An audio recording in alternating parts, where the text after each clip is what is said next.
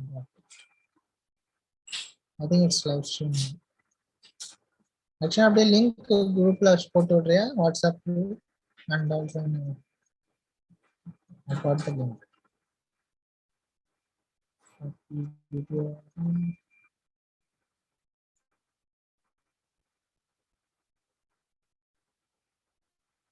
Yes.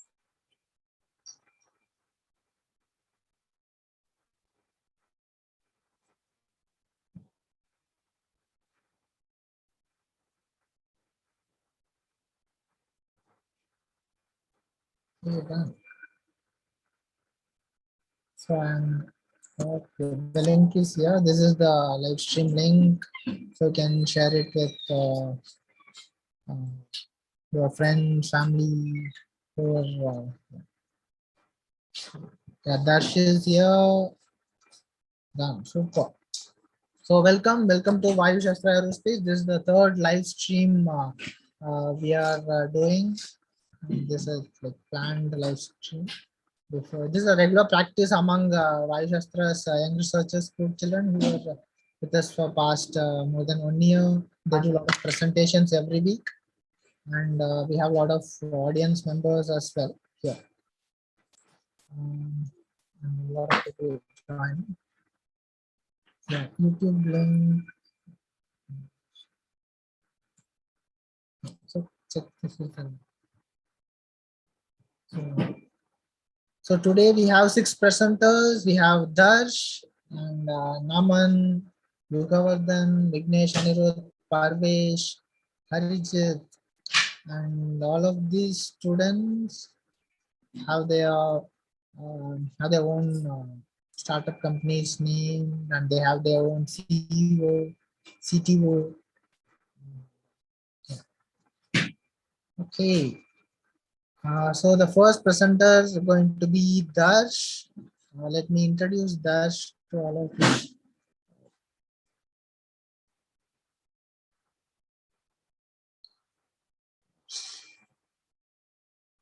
So Darsh, he's going to present on the topic nanotechnology in aerospace, and he is from this company called Target Space, and he is the Chief Innovation Officer. And his school he's from HRNPS school, Bangalore, and he's in grade 5. Darsh, I hope you're here. Yes. Darsh, you can unmute yourself. Sir, can you allow screen sharing? Yes. Just I'll pin you.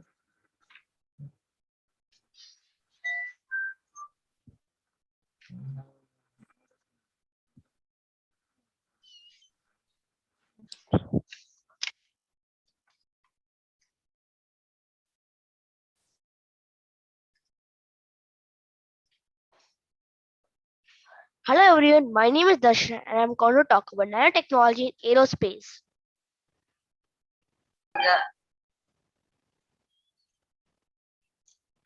Nanometers measured at 1 millionth of a meter. Nanotechnology is manufacturing with atoms. Nanotechnology presents a whole new spectrum of opportunities to build a new device component and system for entirely new space architecture. Network of ultra small probes and planetary surfaces, micro rovers that drive, hop, and fly and burrow. Collection of micro spacecraft that variety of measurements, nanomaterials and composites for civilian aeronautics. Welcome to new space exploration with nanosatellites, loosely defined as any satellite weighing between 1 and 10 kilograms. Nanosatellite is built on the philosophy of creating less expensive satellites with less size, lower prices, and shortened development. Launching equipments into space is an expensive business. It costs $10,000 to lift every 0.45 kg of stuff into the orbit. It is no surprise that the principles of nanotechnology and potential to reduce the mass, size of the spacecraft and payloads have enabled affordable space explorations. Advanced miniaturization, a key thrust area to enable New science exploration mission along with lower price consumption make it ideal for space exploration.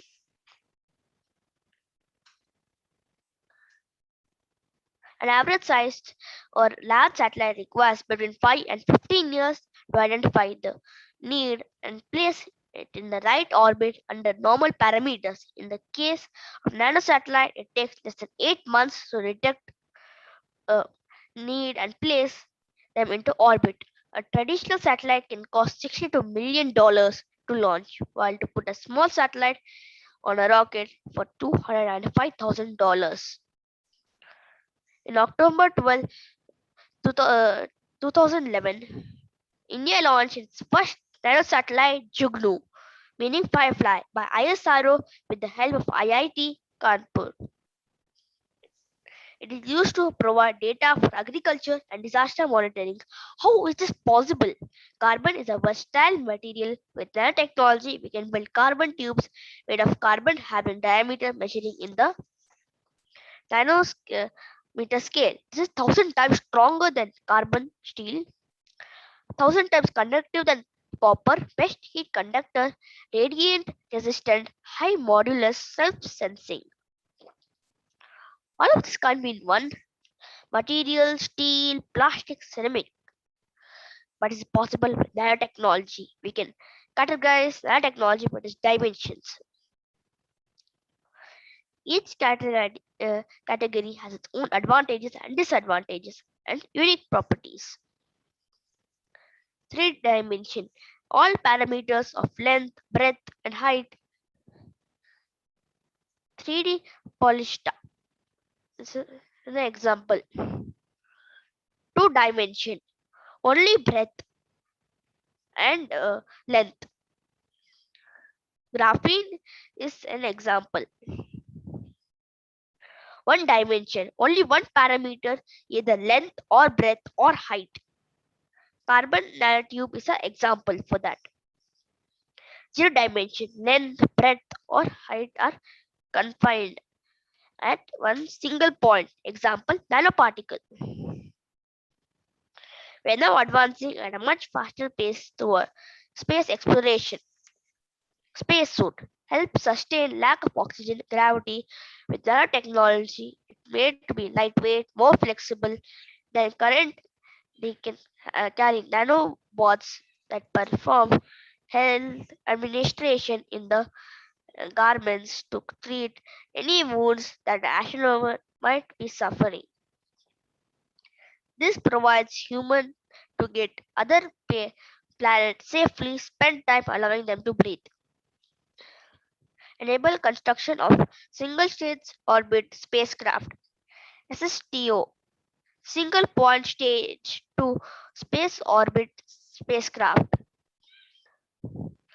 Today's heavy material, heavy pad load, multi-stage can be made to a single stage vehicle that is launched from Earth and is back to Earth, thus allowing us this for long duration exploration.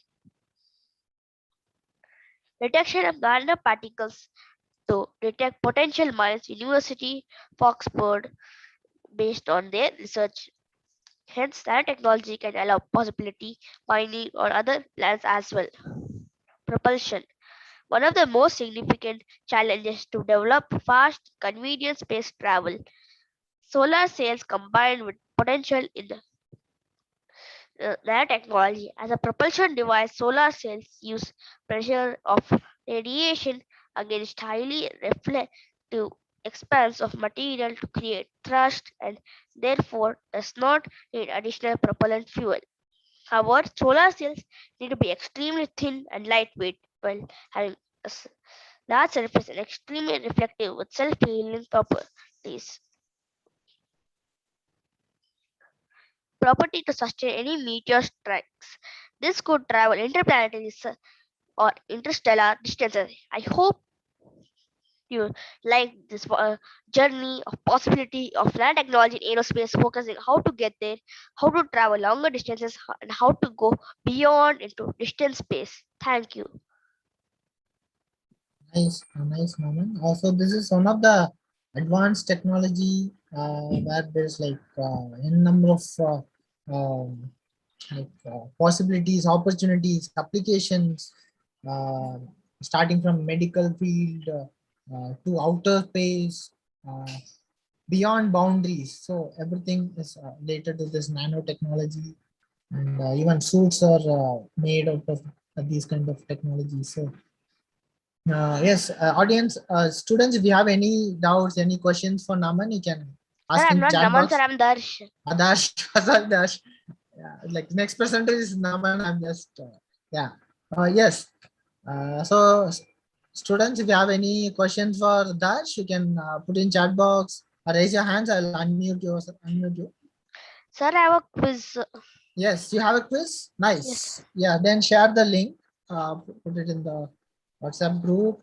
Yeah, we have quiz now from this topic, nanotechnology, and yeah. Okay, sir, I'll share it. Yes, yes, yes.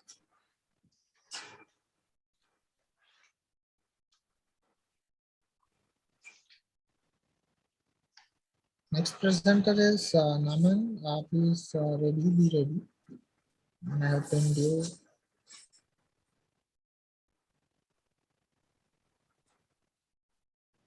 Dash, did you share the link? Sir, 1 second. Yeah, yeah, yeah. Okay.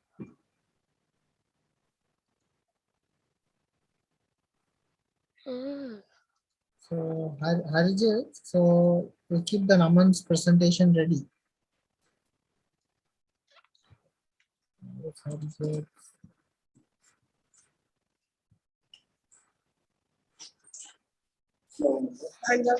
Sir, can you enable chat for everyone? Yeah, yeah, yeah. What, Jagu? Yes, yes. Yes, sir. Sir, this is a code. This is the code. Yeah. So you can even post the link. So this is on which website? Quiz.com. Sir, quiz. Just yes, yeah. Put the link so that students can directly click the link and go directly to that.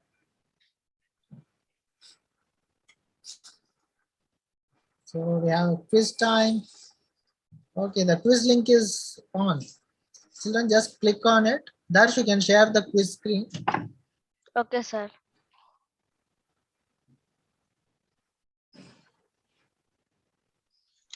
And there are few words about Darsh. Darsh is like one of the students who joined from Bangalore, and he always showed on matured presentation styles, the way he handles every topic he presents. He's presenting for past more than I think 8 to 10 months, yeah, more than a year possibly. So he become part of this team now. Dash, you are muted. Wait, wait, so I need to unmute you. Yeah, unmute yourself.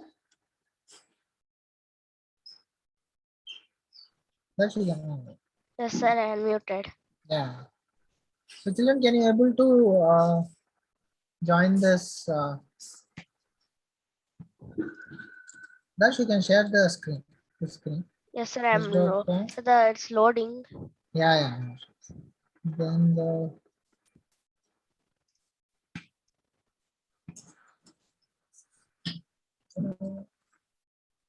Sir, I started it. yes, yes, I can see it. Yeah, the quiz is about to start. Oh no. Oh no, by mistake I started it. What? 1 second. How Okay. to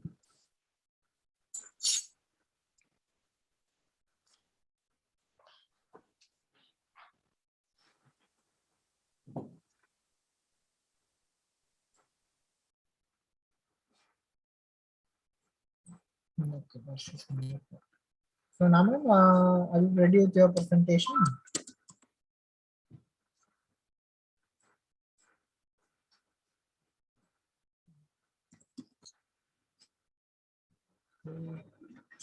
Naman, you can unmute yourself. Yes, sir, I'm ready. Ready. Okay. So let's wait for Dash for 1 or 2 minutes. Sir, Okay. actually no one has joined. I think they don't. The code It's is not open. okay. Satyajit said Okay, sir. The code is 326711. 326711. 1 minute. Let me type in the chat there. 326711. Is it right? Yes, sir. 626. 32671. Office.com. Click join. Then put this code.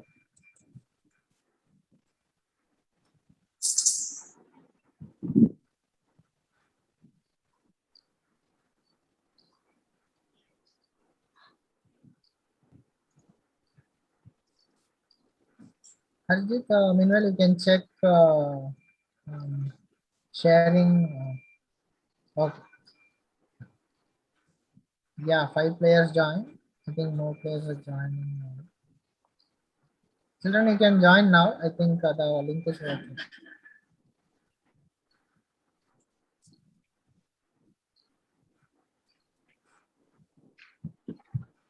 It's not open. Just copy paste the link.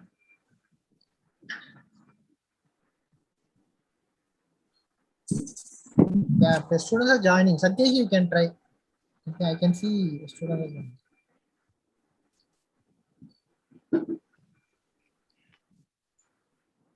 We have 8 players now. Ria joined. Adrat, Nivas, Ryan, she's starting the charts. Sir, Nivas has joined 2 times. Sir, I'm removing one. So that the 0 1 remove. 0 you can remove. Because the one is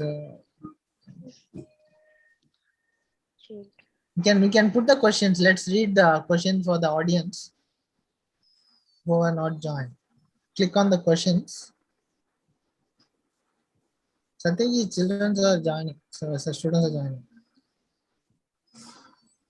We have 9 players already.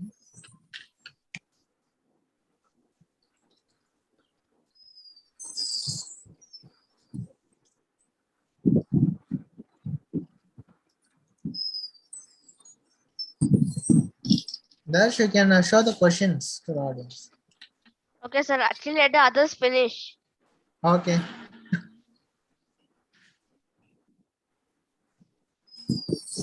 Raman is stopping now.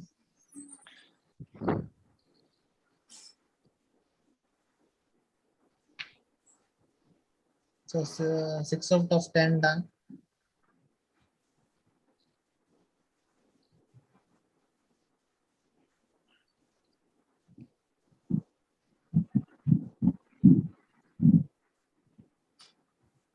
Sir, Nivas is again joining. Yeah, I think he's facing trouble in answering the questions.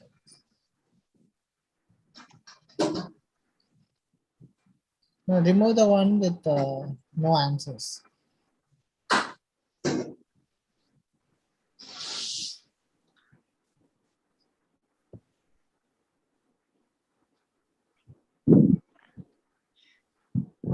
Before I have attempted it. Where is my name? What what name did you give? Yuga? Roar. I finished playing, but it's not showing my name. Okay.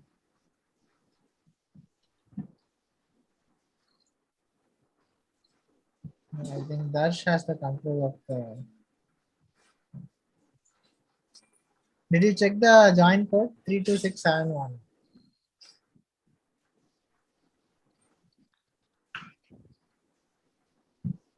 Satyajit says it's not open.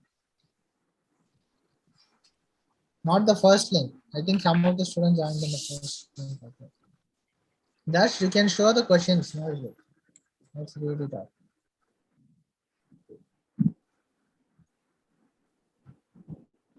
Yeah. Nanometers is measured in how many meter? That's the first question. The second one, name of the first Indian nano satellite. Sir, Okay. so should I tell the answers? No, don't tell the answers. Okay, sir. Yeah. The next question is this one. SSTO. SSTO is acronym for then the fourth one. Carbon nanotube is how many times conductive than copper? Once all the player finish playing, you can tell the answers. Okay, sir. Let me check who's attending. I think a lot of people are Sir, joining. Nivas is again and again joining. No, yeah, I think he's facing troubles, I guess. He's facing trouble in one day. So 12 players. How many down?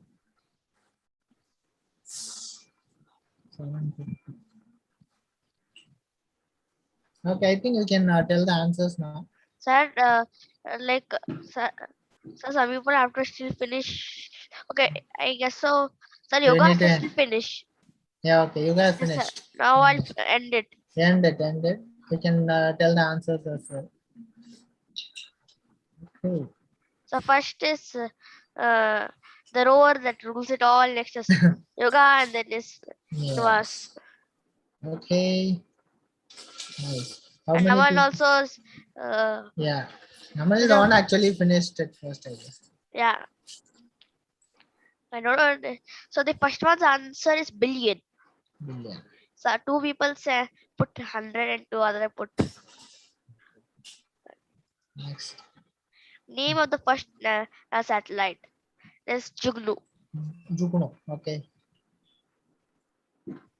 Next one, SSTO acronym for it is single stage to orbit. Carbon is how many times conductive than copper? It Okay. is 1000 times. Okay. Thank you. Oh, carbon nanotube is an example of. It's one dimension, so it is okay. Everything is over. Done, done, done. Thank you, Darsh. That's we have one a presentation on nanotechnology. And if you student, you have any question, you can type it in chat box. Okay, who raised a hand? Okay, all finished. Okay, now next we have Naman. Naman to present on the topic planets of the solar system and beyond. And he is part of this company Aerospace now, and he's a quiz creator himself. And he is from Ekya School, BTM, and is grade 5. And Naman, you can start. Ta-da! Yes. Yes. So, good evening, everyone, and the audience as well. So, my name is Naman, and today I'll be presenting on planets of the solar system and beyond, part 4.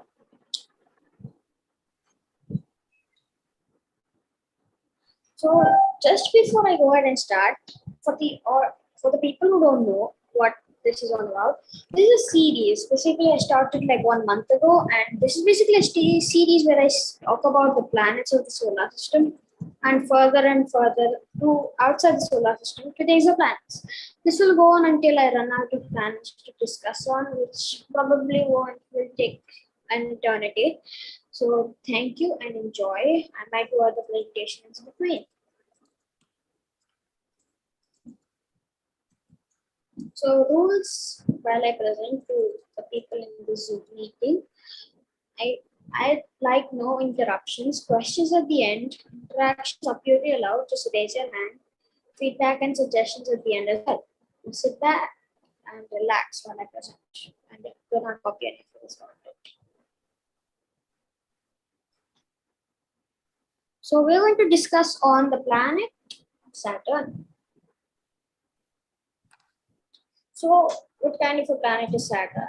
I'm pretty sure we pretty much all know what Saturn is. Saturn is the sixth planet from the Sun and the second largest in the solar system, just after Jupiter, the largest. It's a gas giant with an average radius of about 9.5 times that of Earth. It has only 1/8 the average density of Earth, which is why it's considered to actually be able to float on water. However, with a larger volume, Saturn is over 95 times more massive. Saturn is named after the Roman god of wealth and agriculture. picture. Its astronomical symbol, which is right in front of you, represents the god Sickle. The Romans named the seventh day of the week Saturday, which is today, Saturnities, which is Saturn Day. No later than the 2nd century for the planet Saturn. Apparently, it's quite familiar with us that Saturn has 82 moons, 82 known moons to be exact, claiming the title to be the planet with the most moons in the solar system. And just below, you can of course see the picture of Saturn.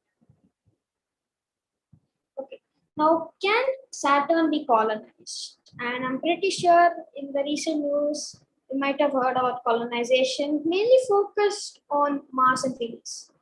So other candidates are also considered to be the Moon and even Mercury. In part 1, I discussed how Mercury is a candidate for this colonization. So in short term, we are mainly focusing on the inner planets colonization.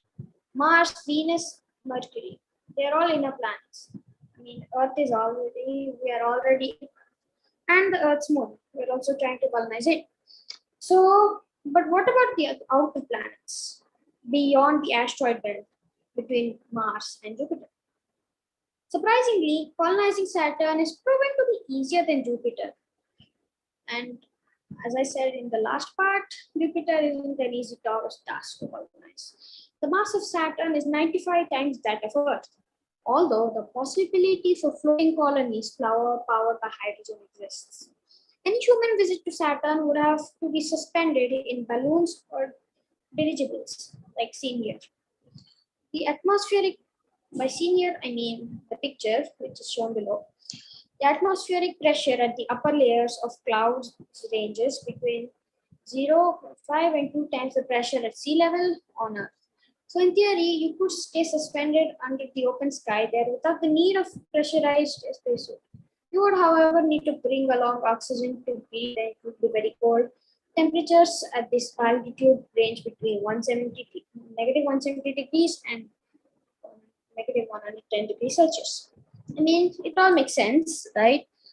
We may not need a spacesuit, but we of course sort of need it because we need oxygen, and we need oxygen to stay intact. But the good factor is that it's indeed possible to colonize Saturn.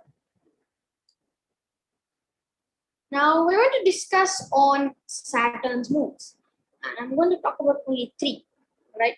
Saturn has 82 known moons. We're not going to discuss all 82. It will take an eternity. So only 3. First incoming, Enceladus. So Enceladus, this is how you can see. In Greek, it's spelled differently, and regularly it's spelled differently. It's the 6th largest moon of Saturn. It is about 500 kilometers or 310 miles in diameter.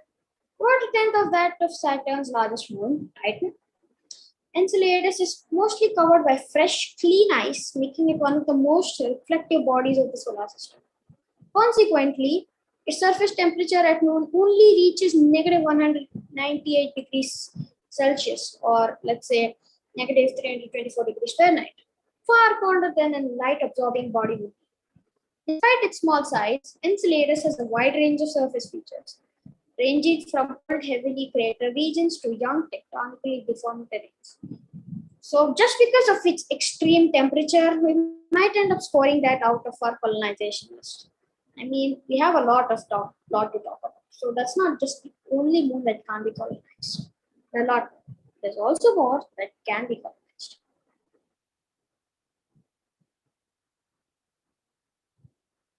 Okay, so Iapetus.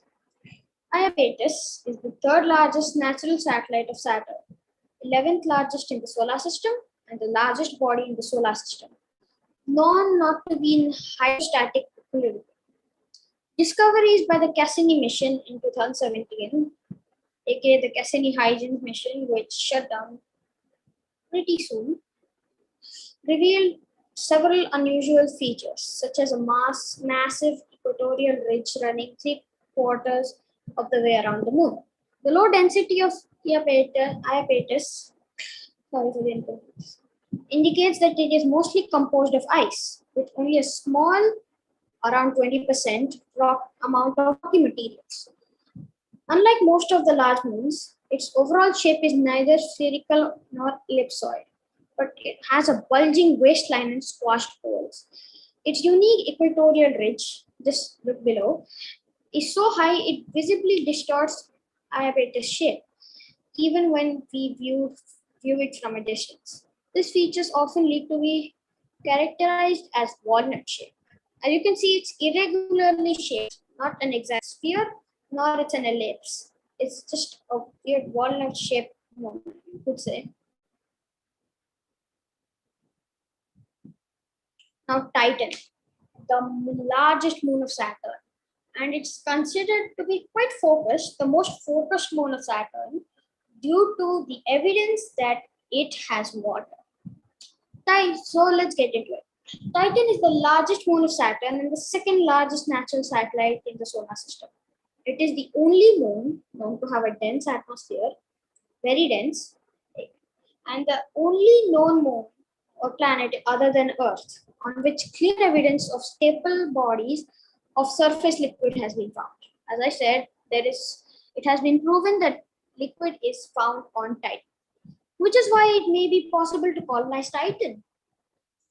And with the people in the Zoom meeting, I'm pretty sure during the stories, we of course heard that Titan has water and it's possible to be colonized.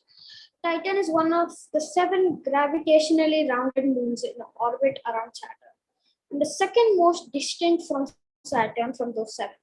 Frequently described as a planet-like moon, Titan is 50% larger in terms of diameter than Earth's moon and 80% more massive. It is the second largest moon in the solar system after Jupiter's moon Ganymede and is larger than the planet Mercury, but only 40% is massive. So that ends all the information. Now, to the audience, you may or may not be, you maybe can type it in the live chat, you maybe necessarily don't need to.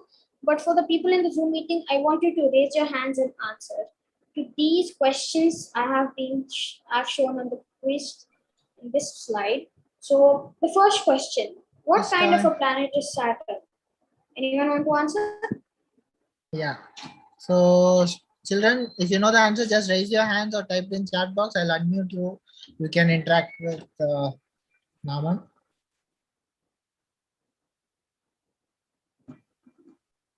The roar that rules it all raised his hands. Okay, wait, let me unmute him. Yes, Rakshan, you can yeah. Am I audible? Yes. Yep.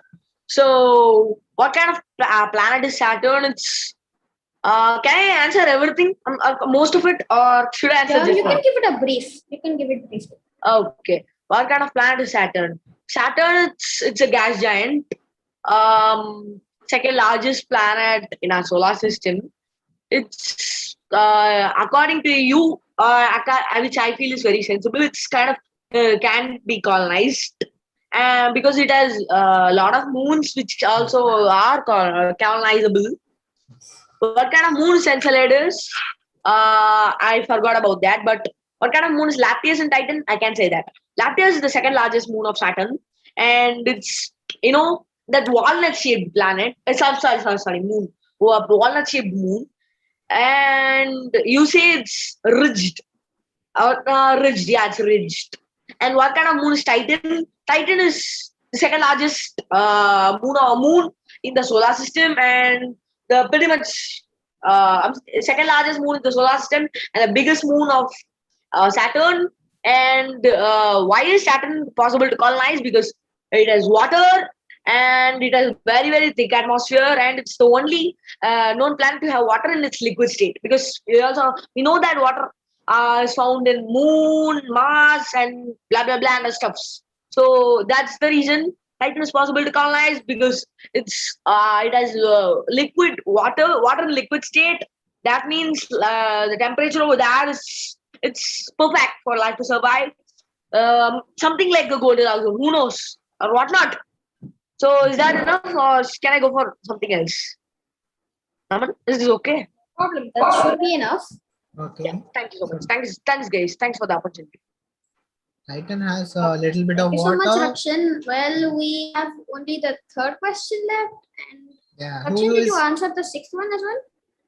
You can type it in chat Yeah. if you have Yes. it. Yep, Yes. okay. So is a So the yeah. last question, which is the third question, unexpectedly, Rakshan answered all five of the six It's questions. okay. So If anyone anyone wants also to wants, answer the third one? yeah. Anyone else want to add more points to it? You can just put it in chat box or raise your hands. I'll unmute you. And more about Titan, we had a lot of sessions discussing about Titan in Young Researchers too, where there's a lot of methane in it and a lot of nitrogen, and it rains, methane rain, and there are rivers. Might be possibilities of having a methane ocean as well. Uh, and the Enceladus is one of the potential candidates. Or even aliens, yeah, in the chat box I can see yes.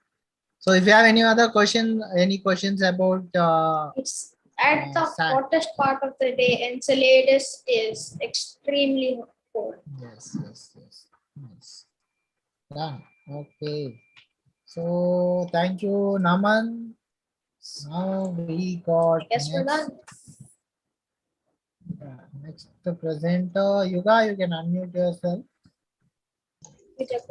Yes, sir.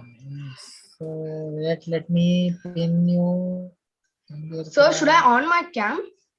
Yeah, well, first let me pin you in the Yuga. Yuga, then Yuga. Oh, Not that. So you can switch on your camera if if your network is good. Yeah, I recommend you switch on your camera so the audience can able to see you.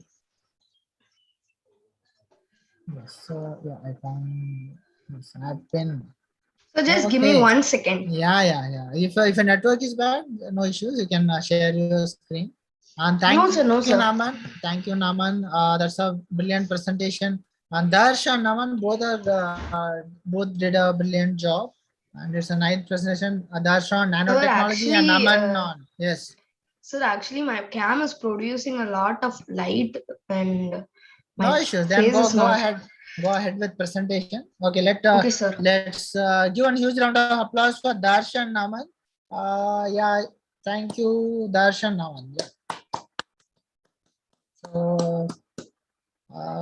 So their first live stream about Darsh and Naman. And Yoga, you can share your screen now.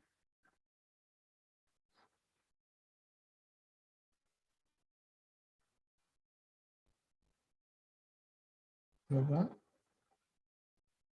So Yuga first joined Vaayusastra. He started with regular programs. Then during pandemic, he shifted to online modes. Yes. Yuga, we can't hear you.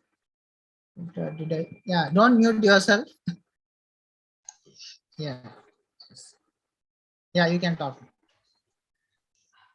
Okay, sir. Wait, let me introduce you first. So Okay, sir. YUGAVARDHAN, he joined Vaayusastra. He's joined Vaayusastra before 2 years. No, 2 years. He completed 2 or 3 levels in regular batches. Then he shifted to online mode during pandemic, and he is the co-founder of this company called SpaceI, and he is from Lalaji Memorial Omega International School, Kolapakkam, and he is grade 8. And today is going to present on this topic, time and its paradoxes. And yes, Yugavardha, you can start your Yes. As sir told, today we will be seeing time and its Jaggu. paradoxes. Okay. So the rules are, since most of the people find paradoxes is hard to understand, you can please, if you have doubts, just stop and convey it to me so that I can clear your doubts. And I'm looking forward for this presentation to be a very interactive one. And I'll give the quiz link at last. It is not to test your knowledge. It is just to see how well you have understood the paradoxes. So what is time? The indefinite continued progress of existent and event in the past, present, and future, regardless of a whole. So basically, Continued past, present, and future as a whole is time.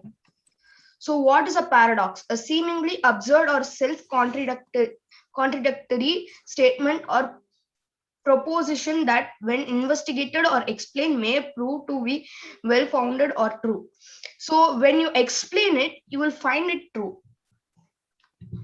So, actually, I've presented this before, but since so many people of you are new here, I'm presenting these two paradoxes, grandfather paradox and twin paradox again. So, grandfather paradox, you have invented a working time machine in 2050, and you're going to go in time to visit your grandfather, and you're doing this for doing it for this scenario below. You want to see your dead great grandfather since you have never seen him. You have to time travel for this, right? Yes. After time travel, he dies in a car accident by running away from the time machine, thinking that it's a threat. So this is just a pictorial representation. So you're inventing and you're going back to 1950s, and then you see your grandfather as a young man. And then when he sees you, he faints by looking the time machine, and then he gets an accident, and then you're shocked by that. And then when he was admitted in the hospital, if he was really dead, wouldn't you exist in the timeline? Because since he was never married, your father would not exist, neither will you. So then this won't happen. But what if your grandfather really die at the hospital? Does that mean you will fade? No. This happens because when you time travel, it makes a duplicate of your timeline, and then it represents yourself in the duplicated one. So this is the paradox. Your great grandfather, the exact same thing I represented. I explained. Yeah, same thing. So this is time dilation in physics and relativity. And you guys have any doubts? Yeah. So, students, anyone want to say something related to grandfather paradox? If you have any questions or ideas how this grandfather paradox could be, you can ask Yuga. Interact with Yuga. No doubts. Very clear. Okay. Yuga, finally you doubt. Okay, was that rules it all. So Darsh, okay, you got okay, wait. So we go with Darsh. I unmuted you. I just wanted to ask, after if it is a copy, if you go back in the original time and anything happen, or else, what if you just go there and come back? Yeah, you did not do any change to the Yeah, what if timeline. you just go there and just like see the environment and come back? Yuga, oh, see, you muted yourself. Okay, Yuga, you unmute yourself. Yeah, sir. Actually, I was not able to do so. Can you repeat your question? I didn't quite understand it. So his doubt is, so in the grandfather paradox you mentioned where Yes. you made some changes in the past. Yes. What if Yes, you don't make any change? You just leave it everything as it is. So as it is, and then when you come back, you're telling that you will be in your timeline. You're asking whether you will be in your timeline. Yeah.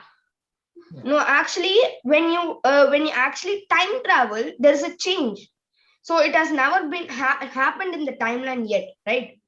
So when you have time travel to the 1950s, and when your time machine is present there, and since there was no time machine that in that period of time, you obviously make a change. It's just inevitable. You can't just go to the past and then make sure you don't do any changes. Yeah. So whether you make a change or leave as it is, doesn't matter. You already created a copy of a timeline. Is that your answer, Yuga? Yeah, actually, no, sir. At some point, you will have to make a change, sir. Yeah. It is actually inevitable. Okay. Somehow something will change because you traveling in the back to the past itself is a change. Maybe if there was no real time machine and there was no witness around, maybe. Yeah. Okay. Yes. So Any you other going? doubts? Yeah, I have one. Yuga, Well, can I ask it? Yeah, yeah. Yes, of Yeah. So just as of curiosity, okay, you say we will vanish, okay, but Yeah. there are only 4 dimensions. You know that. I never Maximum told we 4. will vanish. Okay, come on, man. You will never exist, okay? You'll never exist. No, I never Okay. told that. Oh, come on. Seri. All I told was this wouldn't happen. Yeah, this wouldn't happen. That means you were there. Okay, you are the one who went there. You are the one who went to the past and killed your grandfather. That means you are the one who exists. You are existing right now, right? Yes. So, yeah, if your grandfather dies, it wouldn't be much of a thing that if you don't exist, because by the way, your dad wouldn't be there, so you wouldn't be there, and things will not be like that. Yeah. So, Yeah. if there was a case like that, okay, vanishing isn't a big thing, okay, because a lot of things like that happen. But in this case, what you're saying is in the grandfather Okay, paradox. can you make your question short and crisp, because Uh, I'm there not is able one to more- understand anything from your question. So Okay, one okay. person is waiting. Okay. How will you vanish? Where will you vanish? When will you vanish? 3 questions. That's it. Manage what? Vanish. Vanish. Vanish. Manage. You wouldn't. That's That's what That's what the grandfather paradox is totally about, man. No. I just told you wouldn't vanish. Yeah. So It's all right. It's all right. The question is, what if you vanish? what if you wouldn't. vanish? If you What is- vanish, the future Yeah. won't exist. The future also will change. Sir, as I told, If changes in the no, sir. As I told, changes in the past. I mean, changes which happened in the past, like since he time traveled, and the Yeah. changes he made are inevitable. He will obviously create a duplicate of one. yes. So he is not the original grandfather Yeah, of yeah. him. So anyway, you cannot He's just a make a copy of change. him. Yeah, you cannot make a change in current timeline. Anyway, you will definitely make change in the replication Yeah, timeline. yeah, another one. Yes. No, sir. The change will cause the timeline to duplicate. Adam, What I'm asking. Okay. Seri. Then Sadhana, she has a question from Isha Vidya. Yes, Sadhana, you can ask your question. When did the time travel theory establish? Is there any idea? So when did they come up with this time travel theories? Yeah, this grandfather paradox. I'm not so sure. I'm sorry. I'm not so sure about that. I just wanted to explain because everybody finds paradox is hard. Because the last time I presented these two, everyone were confused literally. Always, not one time. So it always happens. Okay. Yeah, so I just wanted to make sure you guys understand paradox. Okay, Yuga, you can go ahead with the next paradox. Yes, sir. So what is time dilation? In physics and relativity, time dilation is the difference in the elapsed time and measured by two clocks. It is either due to a relative velocity between them or to a difference in gravitation potential between their location. If you don't understand this, it's basically the delay of time. Meaning of the dilation. Dilation is the process of enlargement or stretching or expansion. This time dilation means to enlarge, stretch, or expand time, meaning to slow down the time period. So this is twin paradox. You and your twin, you on Earth and your twin on a rocket ship travels and then returns back. But when she returns back, she's younger than you. I will explain this twin paradox. Wait. Okay. Yeah, you become older because as the time dilation we read before, it gives due to the velocity of the rocket, motion of the time slows down to her. Okay, maybe you guys don't understand. So since she's the velocity of her is high, time slows down for her, your twin. Okay. I don't know whether you guys are understanding it. So Yeah, please interact. it's they can't interact because they are new.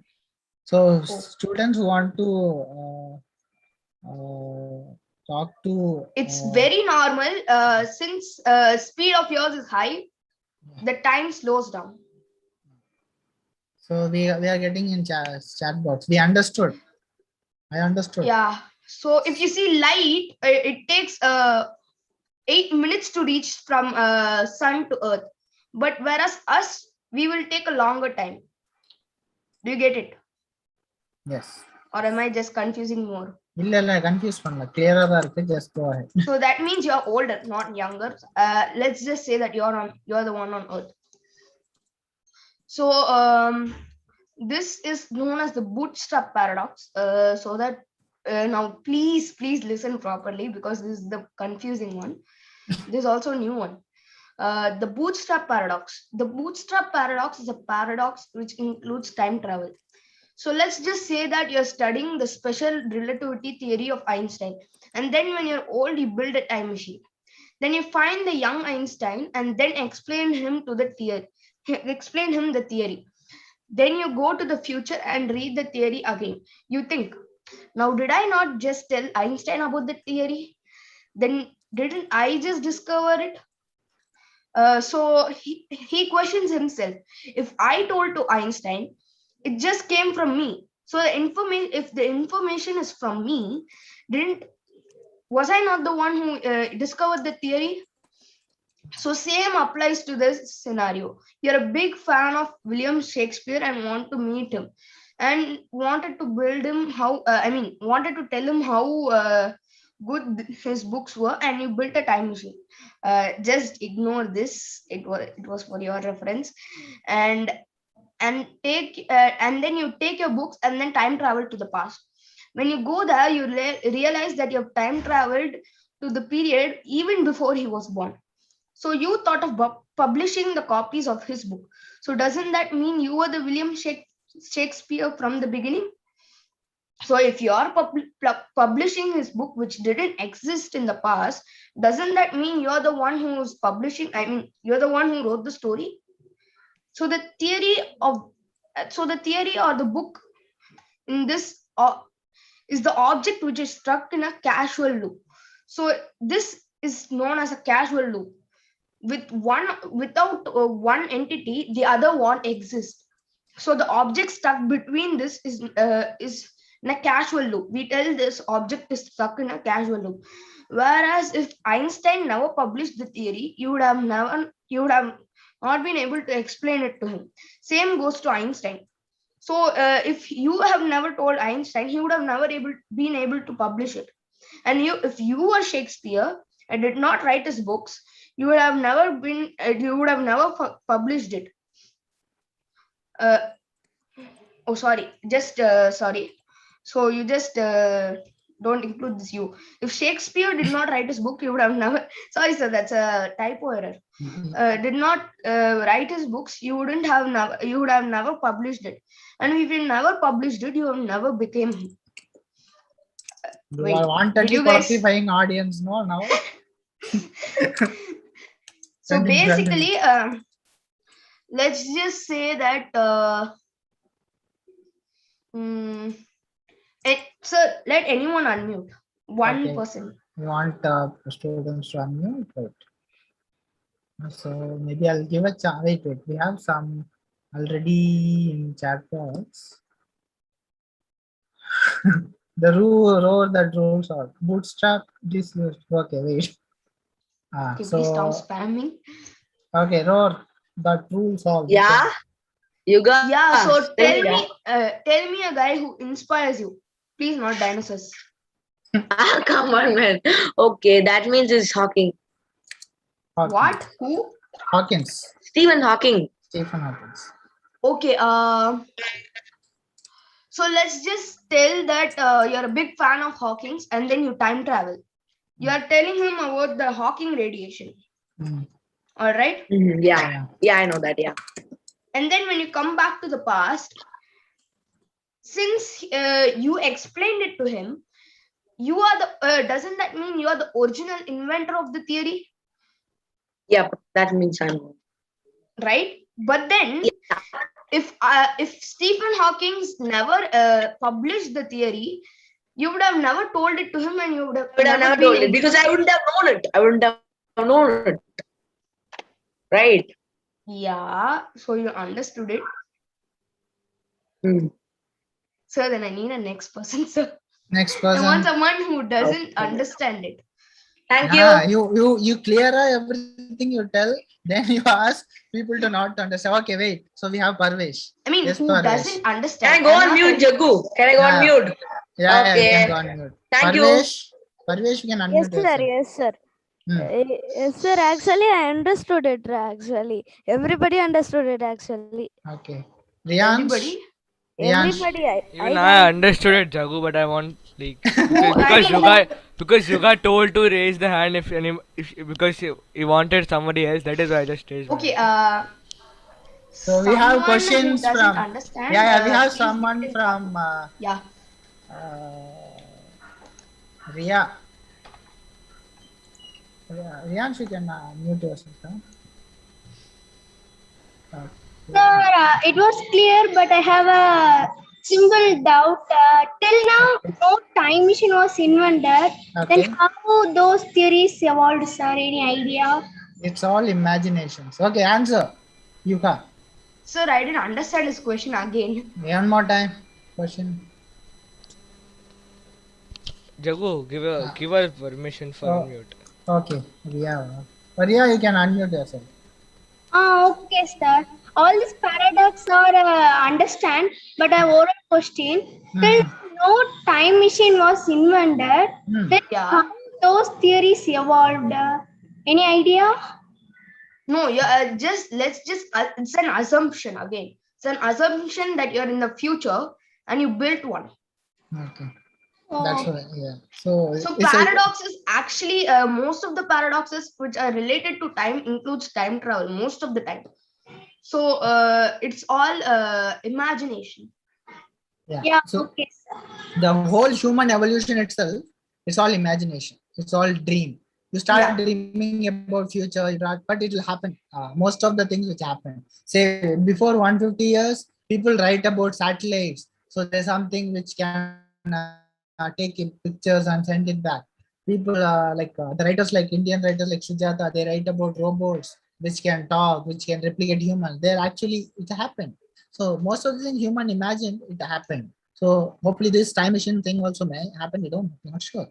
Then we have a question from Kirtana. Yes, Kirtana, you can unmute and ask. Sorry. Yes. Yes, Kirtana. I have a doubt. How Yes. many types of paradoxes are there?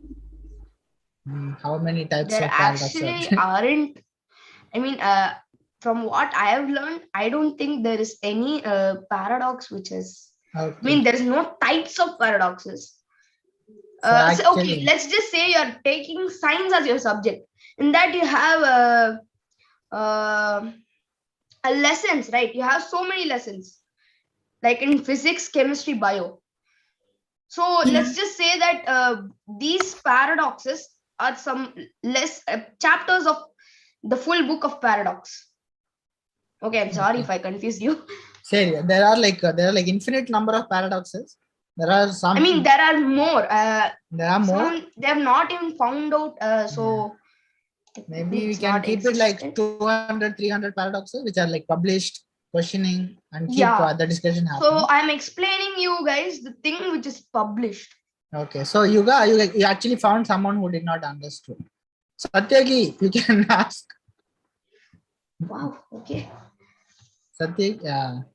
It's now you got like vada ni vada, area pakada. What is bootstrap paradox, sir? What is bootstrap paradox? Great question. Please, one more time. One more. Okay. Who inspires you? Wait, Again, the same example for Rakshan, but then this might be different. Satyaki, don't mute yourself till he answers you because he keeps Einstein. Yes.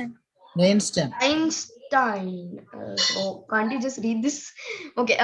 Let's just say. Okay. I'll just make things easy for you. Okay. let's just say that you're going and explaining Einstein. You're a big fan of Einstein and you want to see him. All right, so you build a time machine. You are in the future. Again, there's an assumption. You are in the future and you build a time machine. All right. Sir. Okay, no. And then you time travel where Einstein was young. Okay. All right. Yes. And then what happens is that out of eagerness, you're just telling him the special relativity theory. Okay, you're just explaining it to him. Okay. And then when you come back to your timeline, he publishes it and becomes famous, as he has always been in your timeline. So doesn't that mean you are the first one to convey Einstein about it? So இது வந்து எப்படி கதைன்னா கோழில இருந்து முட்டை வந்ததா முட்டை okay, அது மாதிரி. So there is, yeah, it keeps going in cycle. Yeah, it's just that's what it's known as a casual loop. And okay, Yuga, let's continue to other paradoxes because 3 more presenters are waiting online. All those are like star presenters. Okay, sorry if I'm dragging it. Yes. So what is color paradox? If you know it, please explain it. Okay. Oh, okay. So many people can mute. Sorry. Yeah. But and this is not related to time, by the way. It's just fascinated me. So you might be confused by seeing this, right? What I see black and what you may see also black. Oh, okay. I can see I'm black just color. forgetting things that they're muted, sir. Sorry. Okay. The paradox states that you may see a different color when I see one. So if I am seeing black, which is okay, if I am seeing black, you may see a different color, but then you can't convey it to me, since from the beginning you have been taught that this is black. So even if you try to convey it to me and state that this is black, what I see is black, it is also black to me because I have been taught so, right? No, not understanding. Say okay, this is the black I see. Let's just say this is the black I see, and again it's an assumption, and this is what you may see. Okay. And this is what you've been taught as black. Okay. Sorry, I can't highlight things here. This is what you have taught. You have been taught as black, but if you want to convey to me that you see a different color, you won't be able to. So if you pinpoint this, the black I see, then that also that I can't even understand it, because from the beginning even I have been taught that this color is black. Okay. So if this color is seen to you like this, you can't convey it to me, since I've been taught from the beginning that it's black. I know so many people want to understand this. So something like, say, tell me whether I understood it. For example, say, wait, Ria understood it. Ria, try explaining this to me, because I am also confused here. Ria, unmute.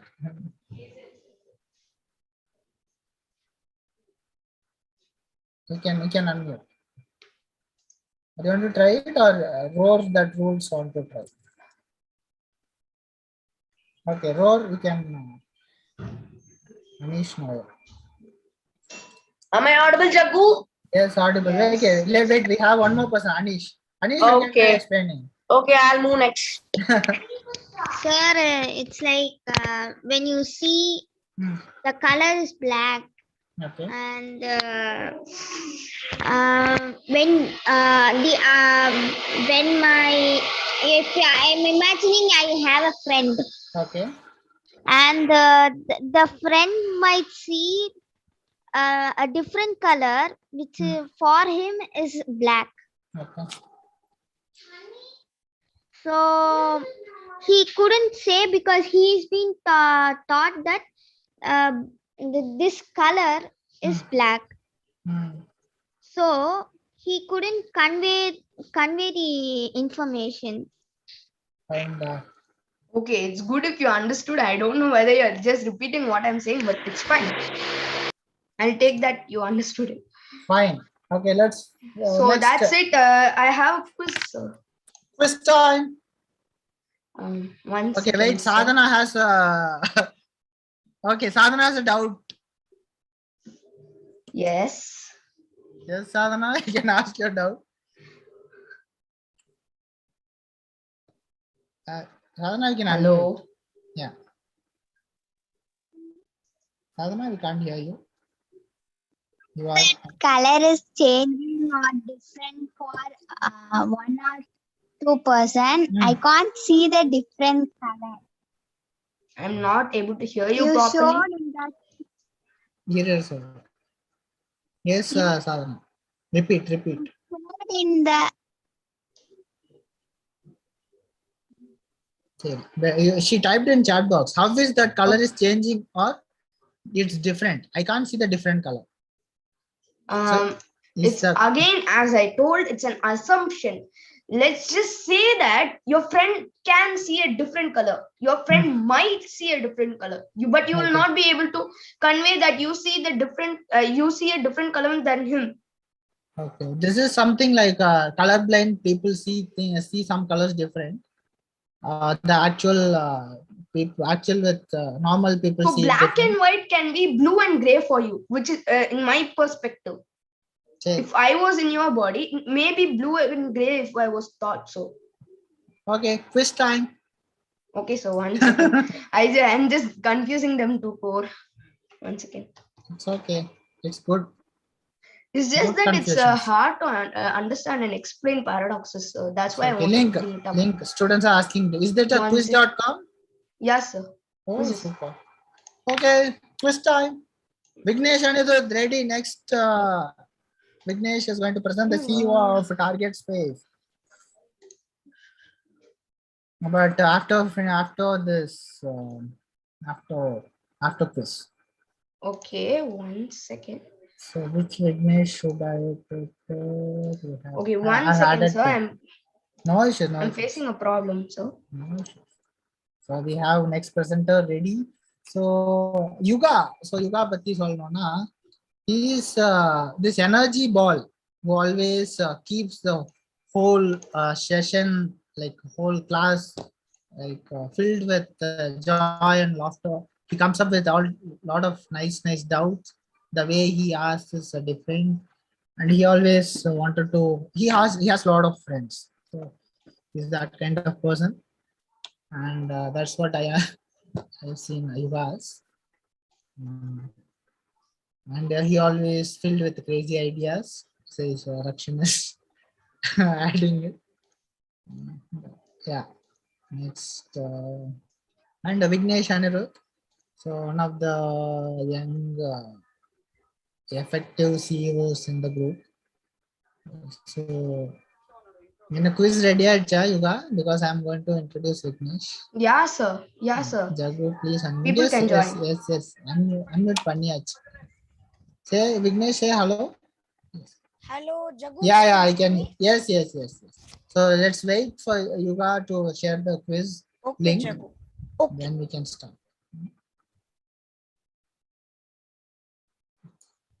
So Darsh belongs to Target Space, and 4 out of how many presenters today belong to Target Space? 3.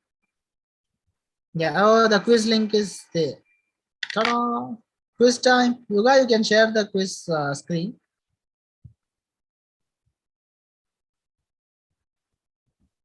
(362,107). Quiz time. It's already two people on. Yes, like people are joining. It's yeah, I'll post this quiz link in the YouTube live as well.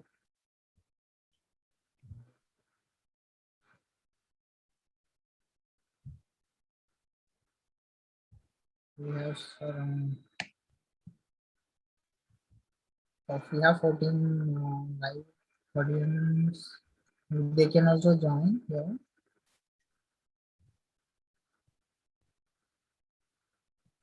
Hmm.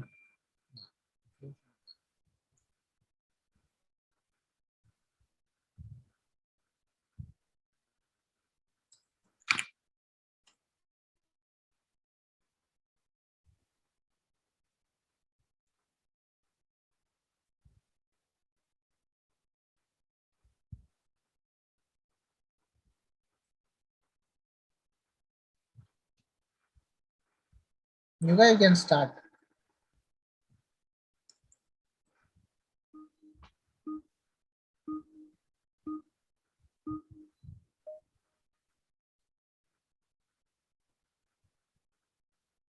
Yuga, you got like lot of comments in the chat box.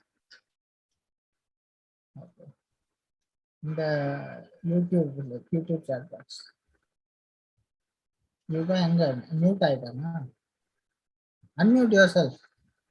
Sir, that's what I sent in the chat, sir. I Okay, think okay. you're I not. was posting Oh my in the God, YouTube. it's loud. Yeah, sir. I was posting in YouTube. I was checking the YouTube live. How many participants? 15 players. Okay. Riyansh is leading. Harjiith. இல்ல Both that.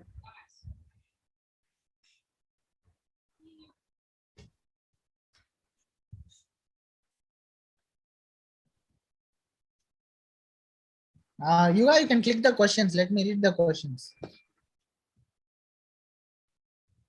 First, what is time? Don't tell the answer. The definite continued progress of existence and events in the past, present, future regarded as the whole. Okay. The indefinite continued progress of existence events in the past, present, and future regarded as the whole.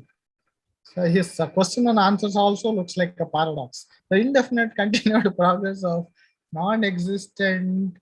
Why you are muting yourself, Yuga? Sir, by mistake I did it, sir. That is coming on flow. Sorry. Then the indefinite continued progress of non-existence and events in the past, present, and future regard as the whole. What is paradox? Sir, next time Seemingly keep it little. Okay, short, fine. sir. Okay, Anyway, sir. Next time I'll do it. Anyway, it's about paradoxes. That the answers also looks like a paradox for me. The seemingly absurd or self-contradictory statement or proposition that when investigated or explained may prove to be well-founded or false. Fine. Sorry, Then, sir. Next time I'll just make it short and it's crisp, okay. sir. Third, casual loop takes place in which paradox? This I think they can answer. Grandfather paradox, twin paradox, bootstrap paradox, color paradox. Fourth, which is the following paradox has a relation with time? Twin paradox, grandfather paradox, color paradox, bootstrap paradox. Fifth, what is time dilation? Now I'm not going to read it. Go next. Sixth, in twin paradox, if you are the person on earth, you will be okay. Then I think they can answer this. Time dilation happens due to, I think this also should be answer. In bootstrap paradox, the object goes through a dash. Then ninth, the color according to the color paradox explains it is impossible to dash and dash. Okay. How to answer this question? Fine. Sir, it's like a checkbox, sir. You can click multiple answers. Okay, then fine. Oh, and if you have done it in the wrong order, I'm sorry. That will be taken as right. I'm extremely sorry about that. The last question, will you fade if you time travel and kill your grandfather before you got married? So you got one comment. Yeah. Why are they MCQ or 5 mark questions? Why? Fine. Also, I think how many finished? 9 out of 17 out of 9 done. Say 9 out of 17 done. Satyagi, you don't need to try it again. It's just to test how much you have understood it. It's just make sure you are Columbified at the end of this paradox. No, sir. Oh my God, who is this? Anish is topping now. Divyansh is very close. Madhyesh is there. Yeah. Oh my God, please stop. Please stop attending it again. Satyagi is spamming. That was literally one of the rules of the presentation. Yeah. It's not like you've got low marks, so you don't have little knowledge. It It's is not nothing about like that. it's like, okay, I think you can complete the thing. Adrit, yeah. I think Anish is stuck. Sir, So Sadhana has one doubt. yes. How are these quiz are prepared? Which app they are using? Can you send me? Yes, yes, I will send one. Like I'll tell you in that group. Anish have a problem. So Yeah. yeah, he Oh, cannot able so to attend. okay. Yeah, So yes. you attended, join in another user. Yeah. I'll just remove you this from your. Anyway, you guys, students are waiting. We can finish this thing. Oh, someone. Done? Who is this? Okay. Are they Kirtan. from? Oh, okay. They are from Isha. So Anish, you just join from. Join again, and I'll just remove this one since you're not able to attend as you told. Okay, Kirtana is now answering. I think after Kirtana we can close it. Okay, sir. It's Yuga. Okay, I think Vignesh is also waiting there. And Parvesh, Harjiith, we have 2 more presenters. And with 3 more interesting topics. Vignesh is going to present on Deep Space Network. And we have Parvesh, who is going to present on Venus colonization. Then Harjiith, transportation 2050. All 3 are futuristic topics, which may major role in future humanity. Venus colonization, even though it looks it's tough, but actually when compared to Mars, Venus has everything more than Mars. Okay. Okay, done. You can finish it. Okay, pakatlo card. Yuga, you can complete it. You can Yes, end sir. you can end it. You can end it because time.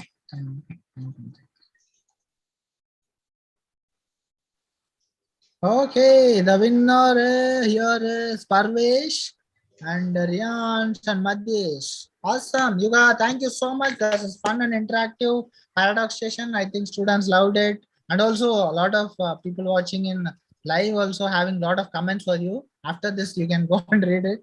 I just Okay, yeah. sir. Thank you so much. Let's welcome Thank you, sir. Vignesh, ANIRUDH. Let's give a huge round of applause for Yuga first. Yuga, thank you so much. That's a nice presentation. And let's welcome Vignesh, ANIRUDH. Hello, And, Jagu. Can you hear me? Yes, the CEO of Target Space company, and he's from Chettinad Vidhyashram, grade 5. And he's going to present on topic Deep Space Network. Yes. Start, Vignesh.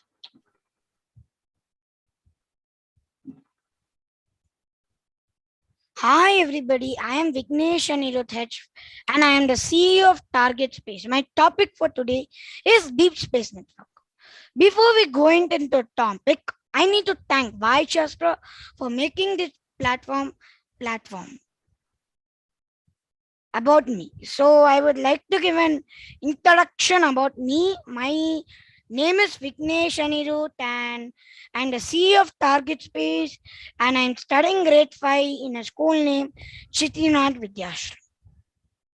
So agenda for the day, we will be seeing Deep Space Network and overview, working of a Deep Space Network, DSN antenna and its details, conclusion, and my project. So before we go into our Deep Space Network, let's see what is deep space. So before we're going into deep space, let's see what is space. Space is known as an outer planet, is the near in the celestial vacuum in the celestial body. So now let's see what is deep space. So according to international deep space, that 2 million kilometers from the Earth's surface.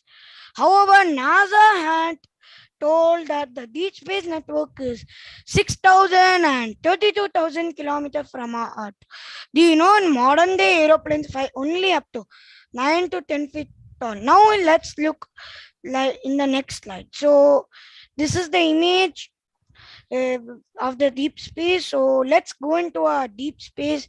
Let's understand our Deep Space Network. So, what is a Deep Space Network? The Deep Space Network, DSN, is a worldwide network of worldwide spacecraft communication ground segment facilities located in the United States, California, Spain, Madrid, and Australia and Canberra that supports worldwide planetary spacecraft mission.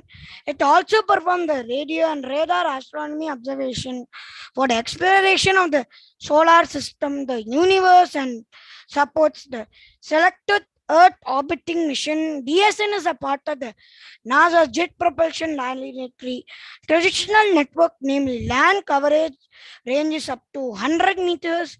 WAN and MAN coverage is up to 1 lakh meter. Now, everybody will think, why does boys speak about LAN, MAN? They are all especially a network type, and they are telling how many coverage they are taking. For DSN also, there will be a coverage because in worldwide they are telling DSN is 2 million, deep space is 2 million kilometers away from our Earth surface. So let's see the answer in our next slide. So working of a deep space network, it is a powerful system for commanding, tracking the health and the safety of spacecraft at many distant planetary locations. According to 1975 NASA report, the DSN was designed to communicate with spacecraft traveling approximately 16,000 kilometers and 10,000 miles from the Earth to the farthest planet of the solar system. Today, the report is advanced and it is available on online dynamic. The link is seen in the antenna, and if you click this link, you can see the satellite and its details. The link is especially here. I will share you the link in the chat box as well. And in last slide, I told you that we need coverage up to 2 million kilometers. Earth to 2 million kilometers is deep space. So I told we need coverage. For that, I have the antenna. We need a network type called enterprise wide area network, and also in short form known as EWAN. Now we are in the DSN antenna and its details. So antennas are the most important aspect in a DSN. The antennas that space communication and navigation and scan of design uses a special blow-shaped antenna that focus signals at a single point called a parabolic antenna. The bowl shape what allows the antennas to capture the transmit electromagnetic waves. So 70-meter antenna, there are total 3 types of parabolic antenna. There are 70-meter antenna, 34-meter antenna, and 26-meter antenna. So each of them will have benefits. 70-meter antenna has 230-foot diameter antenna, and it's the largest and most sensitive antenna in the DSN, and it's capable of traveling 10 billions of miles kilometers from Earth, and it will track. And 34-meter antenna, the 34-meter antenna is in 2 types: high efficiency antenna, beam waveguide antenna. What makes the beam guide antenna version special is the addition of 5 persecution radio frequency mirrors that reflect radio signals along a tube from antenna to below the ground room. Now our next type is 26-meter antenna, and it has 85 feet diameter, and it can track Earth orbiting missions from 100 and 620 miles, 160 and 1000 kilometers above the plane. Now let's see the DSN antenna and its details. Each complex will have at least 4 deep space terminals. Small antennas on the spacecraft can beam weak signals, and the signals will be sent back to our Earth. So let's go to our next slide.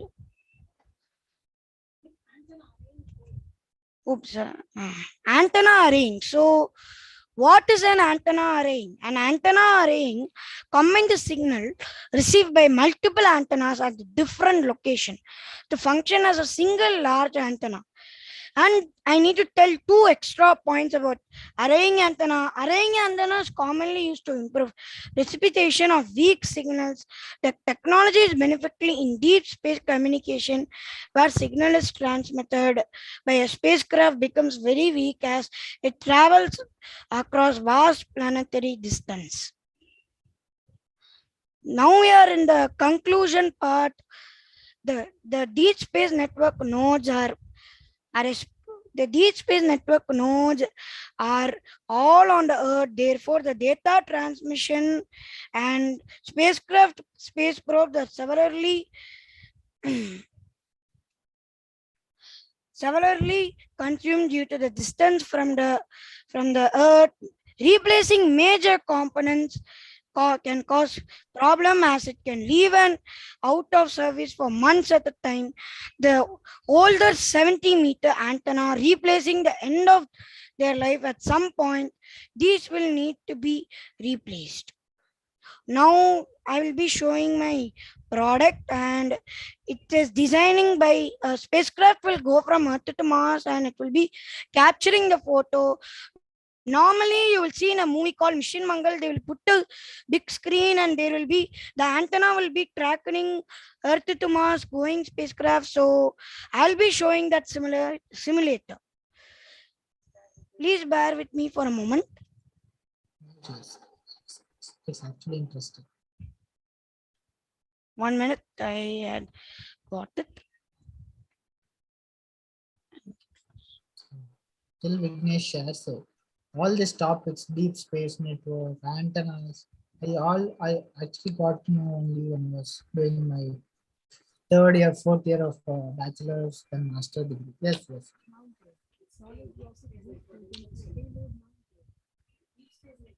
And this is programming done by Vignesh.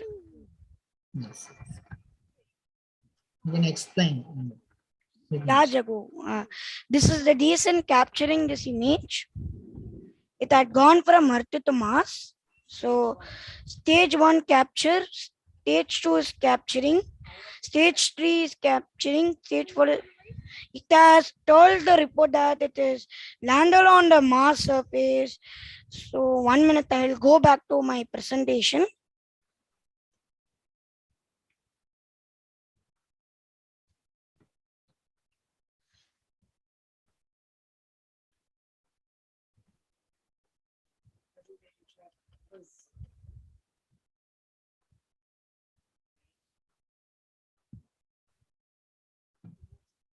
So all these topics are very advanced. I got to know only when I was doing third year or fourth year of bachelor's.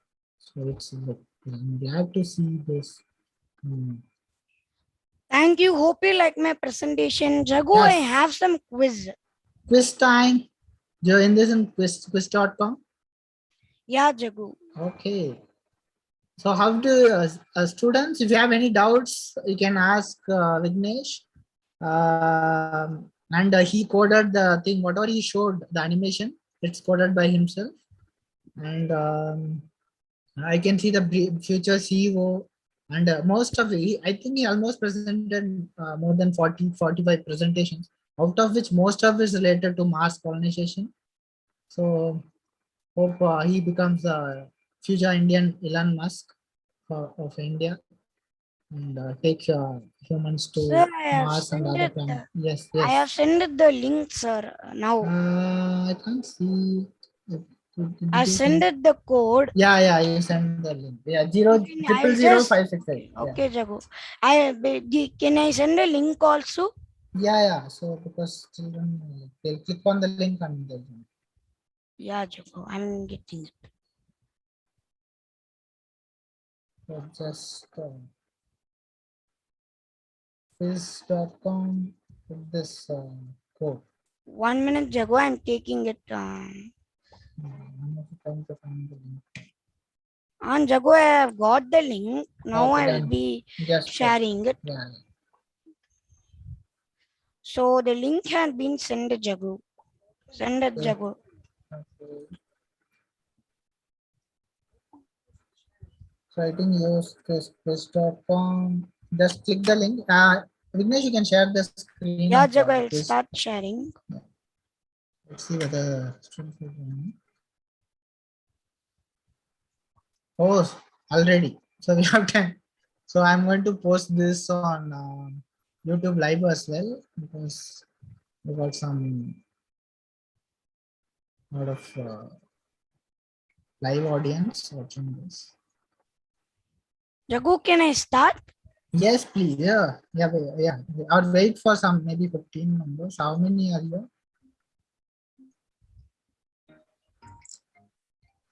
Yes.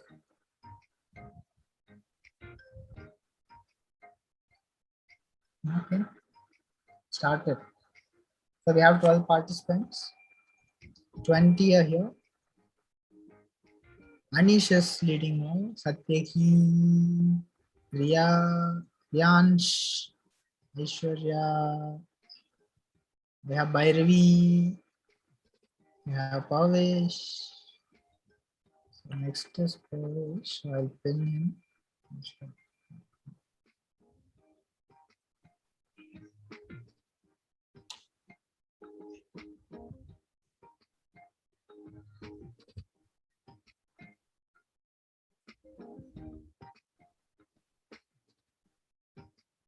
Vignesh, you can show the questions. I'll read the questions. Okay, Jagu, I'll show it. Yeah. So the first question, the deep space network is owned by NASA, ISRO, SpaceX, all of this. Then second question, what antenna used in DSN? Okay. I think he almost showed the answer. And then how do parabolic antenna look like? Bowl, circular, spherical, all of this. Then next one. Which are the largest and most sensitive DSN antennas? 70 mm, 26 mm, 34, or all of this? Next one. What are the two types of antenna in 34-meter antenna? 34-meter antenna, high efficiency antenna, beam waveguide antenna, or all of these? Okay. The answer is straightforward, I guess. Okay, the next one, we'll go down. The last question. Vignesh, I can't see the sixth question. Is there a sixth question there? Vignesh, mute idea. Vignesh, scroll down. Which antenna can track tens of billions of miles? 70 or 34 or 26 or all of this? Okay, next. Which antenna track Earth orbiting spacecraft which orbit between 100 and 620 miles? Above the plane. Okay, done. I think you can finish it. Let's check the Jagu, leaderboard. How let's many? see. Okay, can you end? How many are yet to done? Yet to finish? Darsh need to finish, Jagu. Okay, Darsh is always he starts with one, then it stops. I don't know. Riyansh is okay. Then I think you can end it. Okay, Satyaki and Darsh face some troubles, I guess. Satyaki is answering. Darsh is also answering. So we got one new number, some weird name, TYY something. Okay, who is leading the board now? Okay, next Parvesh, ready. Which you can show the, like you can end it. I think time. You can keep the time. Oh, Darsh is jumping to the sixth one. Go up. I think I end it. Okay, Vignesh, Jacob. yeah. So Anish is like 100 out of 100. Okay, the winner. So we have winners. Anish, Hema, Sri, that is Bhairavi, and Harjiith. Awesome. Thank you, Anirudh. That's a brilliant presentation on most Sir, advanced my topic. name is Vignesh Anirudh. Vignesh, and thank you, Vignesh Anirudh. That's a brilliant and advanced topic, and the quiz is also nice. Thank you so much. Let's give a huge round of applause for Vignesh, and that's Vignesh first live stream. Thank you, and much more to come in Thank you, future. Jagu. We'll be doing it Thank you, very Jagu. frequently. Thank you, and Parvesh. Wait, I'll unmute. Thank you for the Parvesh. opportunity, Jagu. Thank you. Okay, Parvesh, you can unmute yourself now. Okay, Jagu, I'll start, Jagu. Okay, wait. Let me introduce you first. Okay, Jagu. So we have Parvesh Ekambharam, who is. So Parvesh Ekambharam, the research scientist of Space Eye, and he is from DAV Senior Secondary School, Mogapair. He is studying grade 7, and he is going to present on the topic Venus colonization. Let's welcome Parvesh Ekambharam. Okay, so today we are going to see a very interesting topic. So before we start, on the start itself, I have a question. What is colonization? You can put in chat or unmute and Yeah, type it in chat box. I think yes, most type of it in them chat can box. answer. So what is colonization? Planet colonization. What is colonization means? Yeah, you can continue. I will read out the answers when they type. No, sir, I am having actually two devices, so that Oh, I can. okay, then fine. Madhya is living in another planet. Okay. Yeah, Vignesh. Okay, he's thanking all the friends and everyone. Okay, NGK. Yeah, people can live on planet and it's called colonization. Okay. Okay. Okay. Anyone else? I think most Harjiith raised a hand. Yeah, unmute him, Jagu. Okay. So the speaker wants to unmute Harjiith. Yes, Harjiith. Going to another planet and making facility to live in that. Okay. Yeah, Making in simple words, facilities. it's that. In simple words. And Hema's tree says taking of their things. Okay, I'll give out the answer, or are you still typing? You can give out the answer. Okay, the answer is nothing but making a non-habitable zone into an habitable zone. That's it. So let me start my presentation. So what Harjiith said, it's right.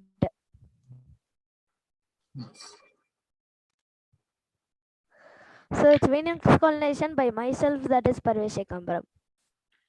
So today we are going to discuss about nature of Venus, what makes an acidic nature basic, colonizing Venus, increasing oxygen level in Venus, removing all neutral substances, nitrogen making. So let's move on. So nature of Venus. So the atmosphere conditions of Venus. Venus atmosphere is one of the extremes with the hottest surface in the solar system. Apart from the sun itself, Venus is hotter even than the innermost planet, carboiled Mercury. The atmosphere is mostly carbon dioxide, the same gas driving from the greenhouse effect on Venus and Earth, with clouds composed of sulfuric acid. The temperature of Venus is about 900 degrees Fahrenheit, which is hot enough to melt lead. The atmosphere rains acid, which contains corrosive sulfuric acid.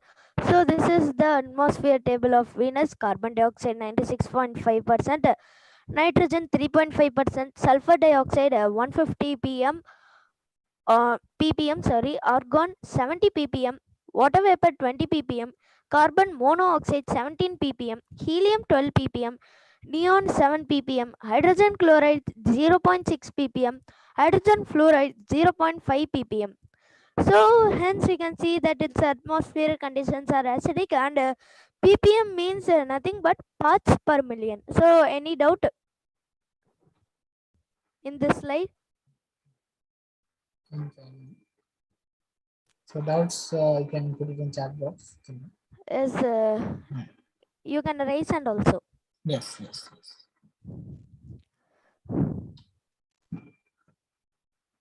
You can continue, Parvesh. Okay, sir. So moving on. So the again nature of Venus, but we are going to see lithospheric conditions. Okay. So lithospheric conditions of Venus. So Venus has been through the Venus has been thought to possess a globally continuous lithosphere in contrast to the mosaic of mobile tectonic plates that characterizes Earth. However, the Venus surface has been excessively deformed, and convection of the underlying mantle possibly acting in concert with a low strength of mobility on Venus driven by the mantle convection. However, the style and scale of its tectonic lowlands that show evidence for having rotated and or moved laterally relative to uh, one another to jousting pack of ice. So I have a small interesting fact also. Till the 19th, actually, people thought that the atmosphere of Venus was hiding a huge paradise of a habitable zone. But after the 1980s, when they sent a satellite, then only they knew that it's a original nature. Uh, so the tectonic plates of Venus suggests that many of the planet's lowlands have fragmented into discrete crustal blocks, and that these blocks have moved relative to each other in the geological recent past. These motions may be the result of mantle convection, and if so, constitute of a style of interior surface coupling not seen elsewhere in the inner solar system except for continental interiors on Earth. The land mainly contains sulfuric acid as the atmosphere has. So hence we can see the Venus lithospheric conditions is acidic. So we can see that the nature of Venus is acidic. So before we go to the next one, we may see a small video about Venus. Nature of Venus, sorry.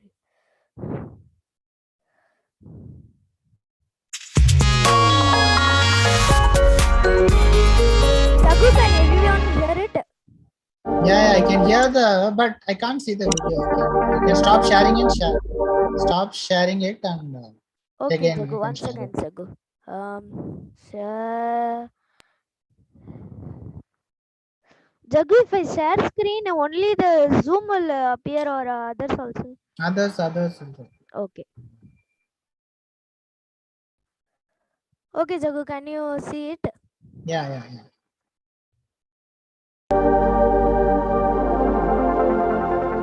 Venus is a place you would never want to visit.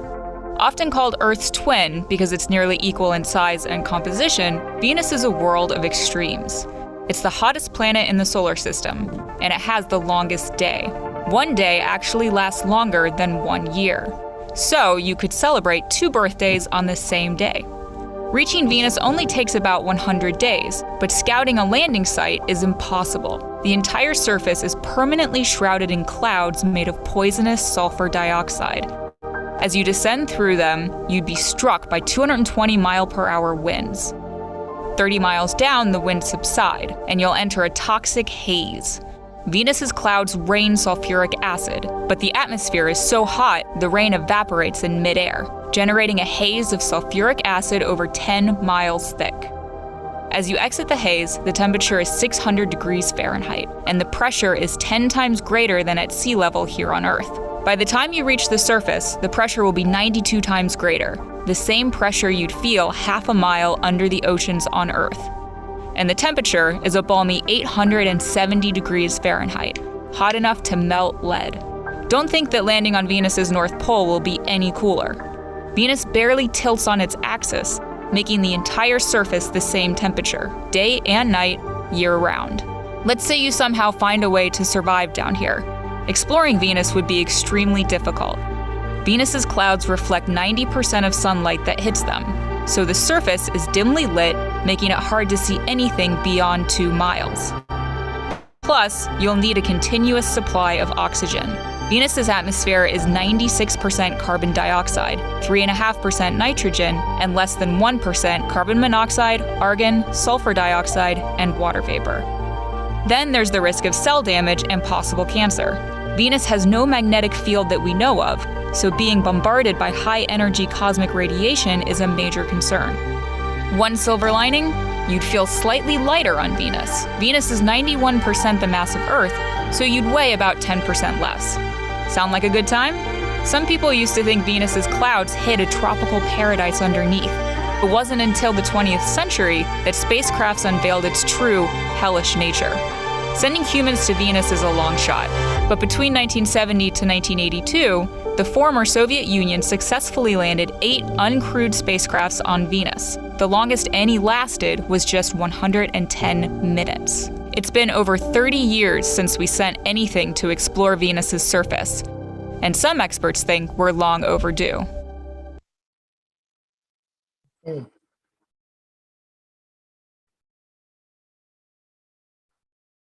So that gives a brief idea of what Venus is. So Parvesh, you stop sharing and you're muted. Okay. Wait, I'll unmute you. Yeah. Yes, sir. So we'll move to next topic. One second. So we'll move to the next. 1 second, Jagu. Can you see it? Oh, sorry, Jagu. Oh, all Stop. 1 second, Jagu.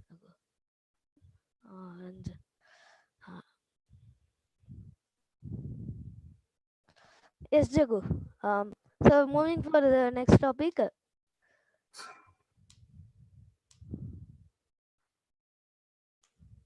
What makes an acidic nature basic? So it's a question or answer session again. So ready to be ready to unmute your mic.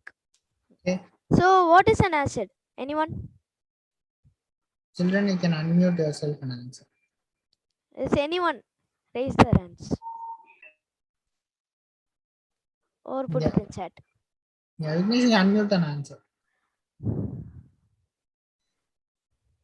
Vignesh? Which could be poisonous to us. Yeah, you can unmute and answer. I have Unmute and answer.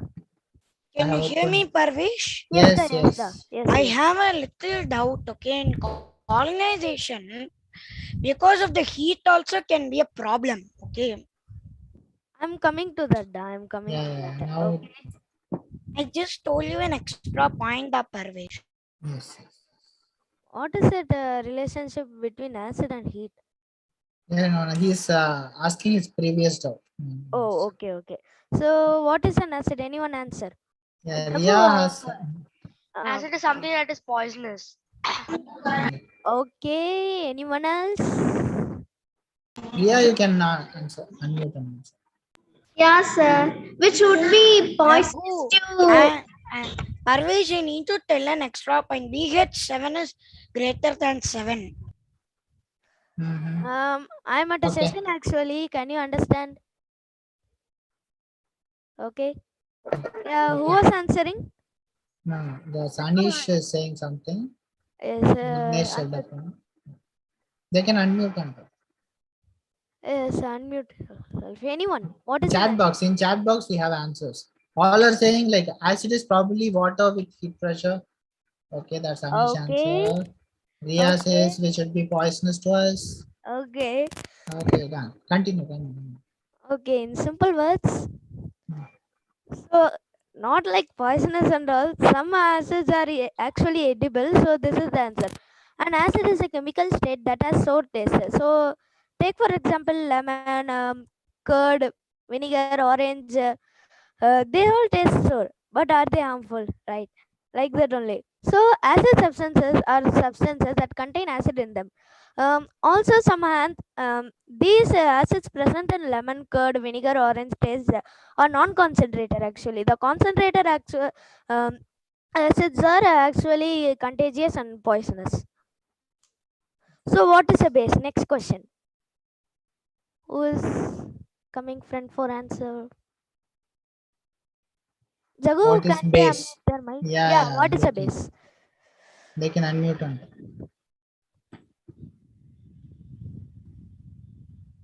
Anyone? What is a base? It's like acid only. A clue. Can I answer, Parvesh? Yes. Yes.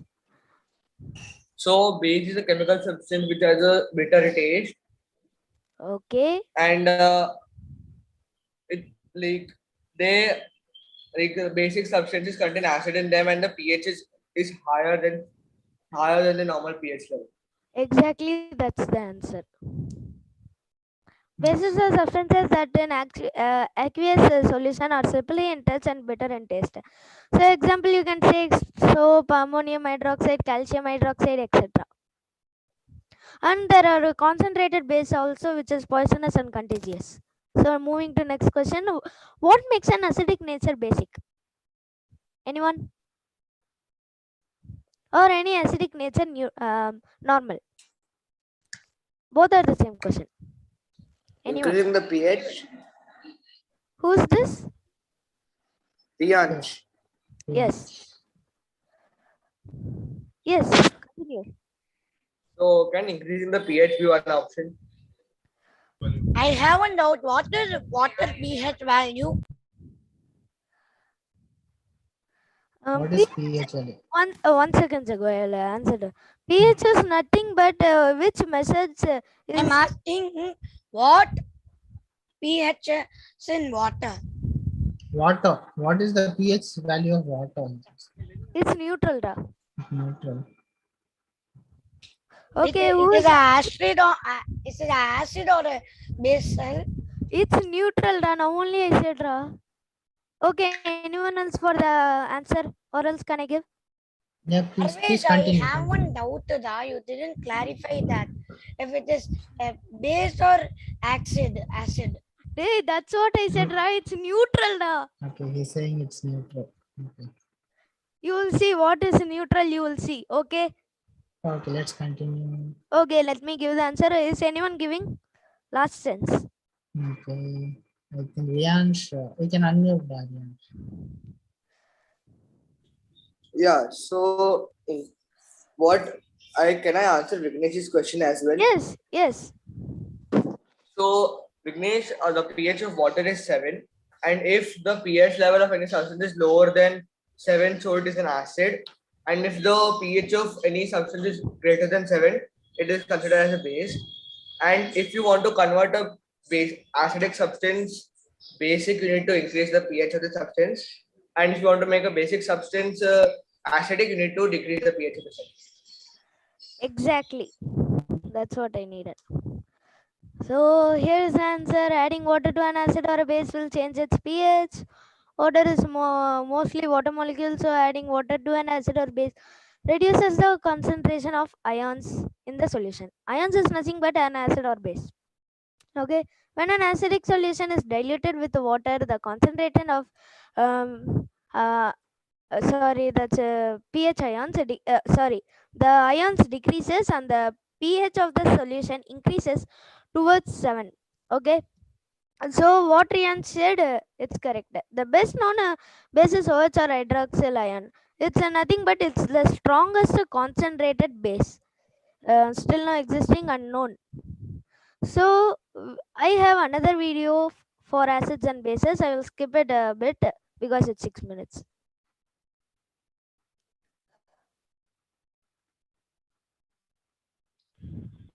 One second.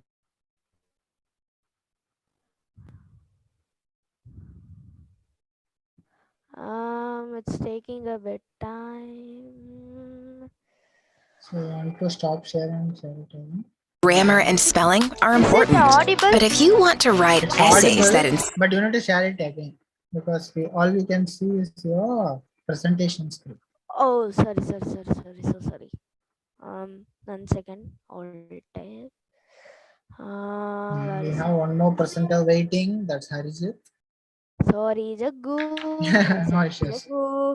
Yes. Jaggu, I'm not able to see. Here, Jaggu. Thanks, Jaggu. Share screen. Where is it? Share. Can you see, Jaggu? Yeah. Skip it. Introduction. Hello, students. We have lemon, bitter gourd, and sugar. Some of these foods taste sour, some taste bitter, some taste sweet, and some are salty.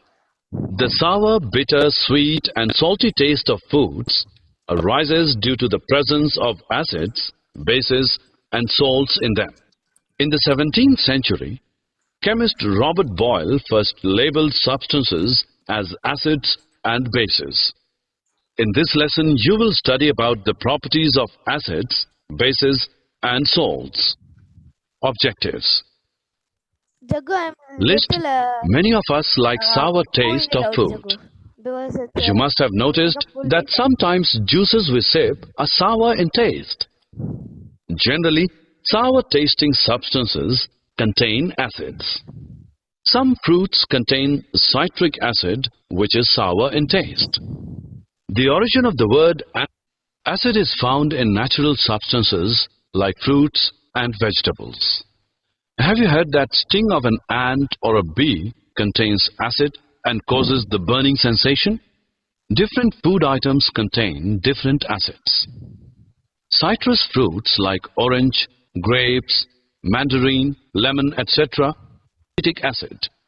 Ascorbic acid is found in guava, orange, raspberries, etc. Malic acid is found in Jagu, many this fruits. is not for the syllabus, so that I'm Apple has quite rich in absorbic acid. playing it out. Most of the children love because it contains base. Thus, those substances whose soap solution tastes bitter, and on rubbing on the palm, it gives a slippery feeling because it contains base. Thus, those substances whose aqueous solutions have a bitter taste and a slippery feel are called bases. Water-soluble bases are known as alkali. Students, the chemical name of lime is calcium hydroxide. Lime water is prepared by dissolving lime in water. Milk of magnesia is a medicine which helps us in digesting our food. Bakery items contains sodium hydrogen carbonate.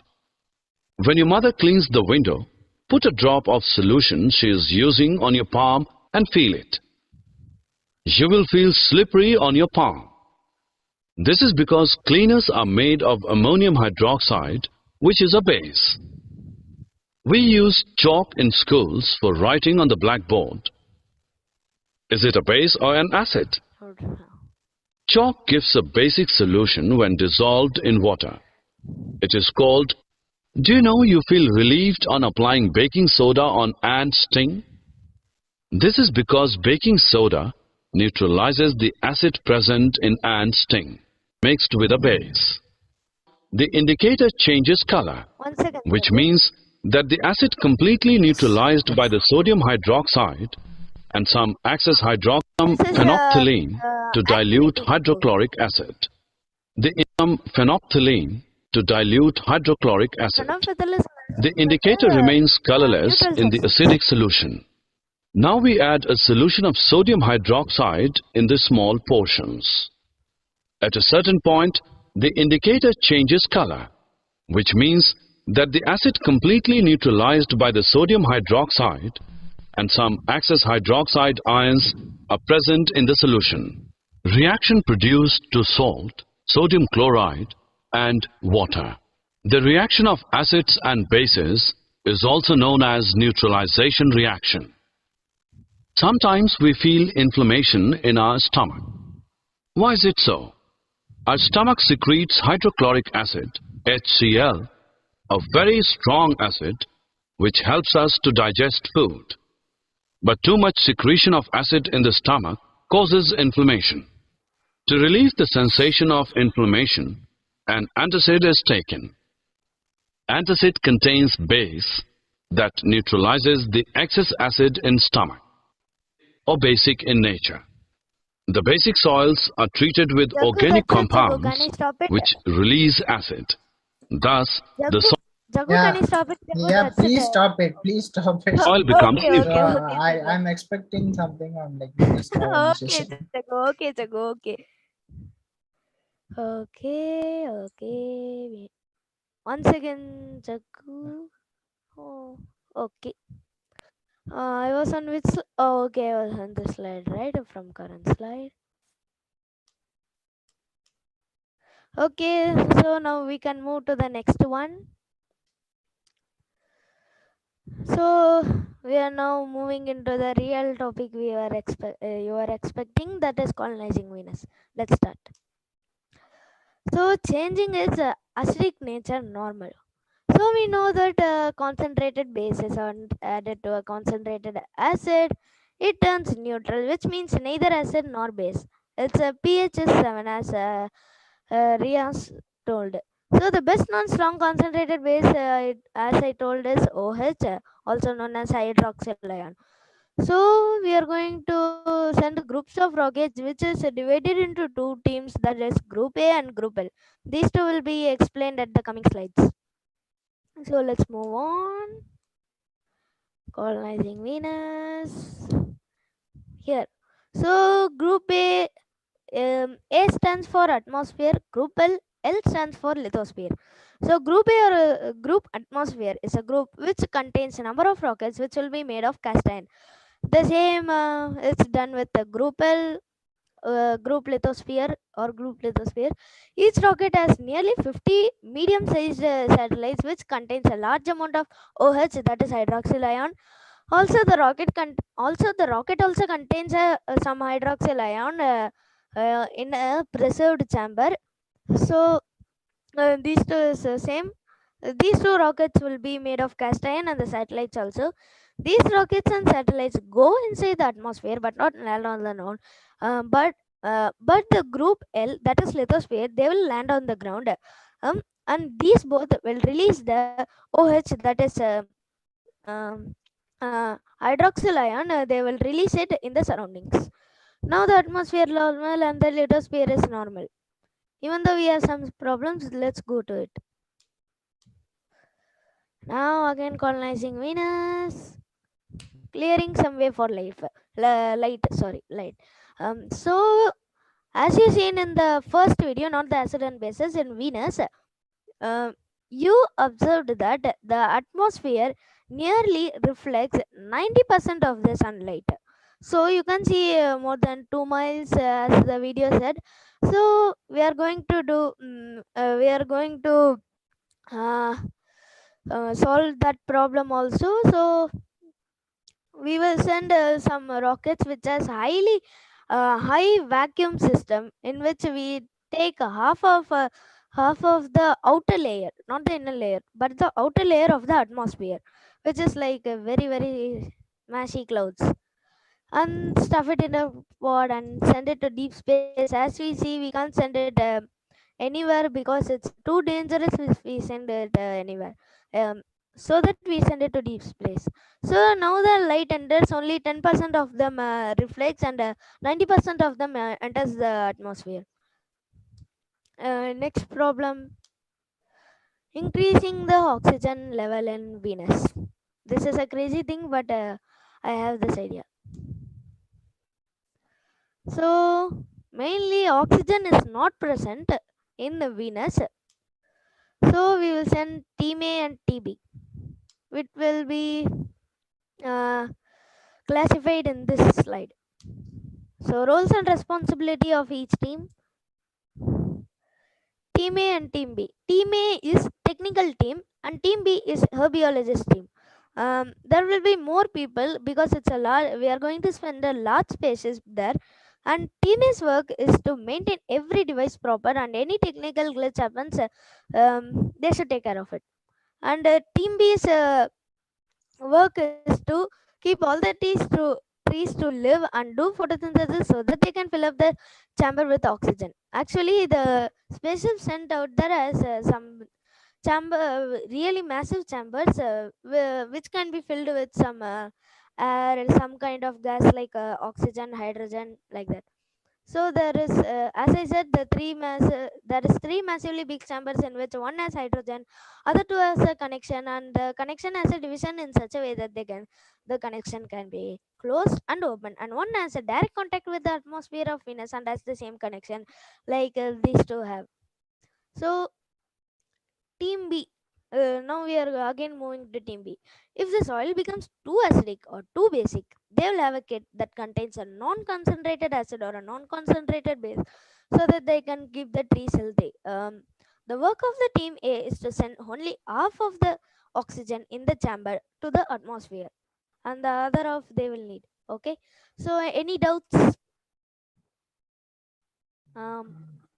There is even more slides. I'm just asking if there is any doubt. Go ahead, go ahead. They will just put it. Okay. Moving ahead. So removing all neutral substances. This is also a crazy idea. So neutral substances are basically harmful. So the spaceship center will have a tank at the top to collect the rain coming, the sulfuric acid rain, and then store it in even bigger tank. They will do this till a couple of months and then stuff it in a space for and the blah blah blah. The same thing we did to the half of the atmosphere of Venus. Now we slowly send oxygen inside the hydrogen chamber.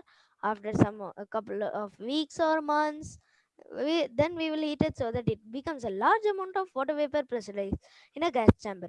Even though we send oxygen in the atmosphere, after a while we won't be able to do it, so we will take a mixture called the MOXIE. Anyone heard of MOXIE? If yes, you can say. Jagu, can they unmute or they can send in chat, Jagu? Chat. Better. Okay, better send in chat. Okay, can send in continue. chat. You can continue. Anyone sending? Because yeah, I think it's already time now, so we can quickly wrap up. Okay, I'm going on. So Moxin machine is nothing but this is invented for actually Mars as a colonization. So I'm using this for Venus colonization.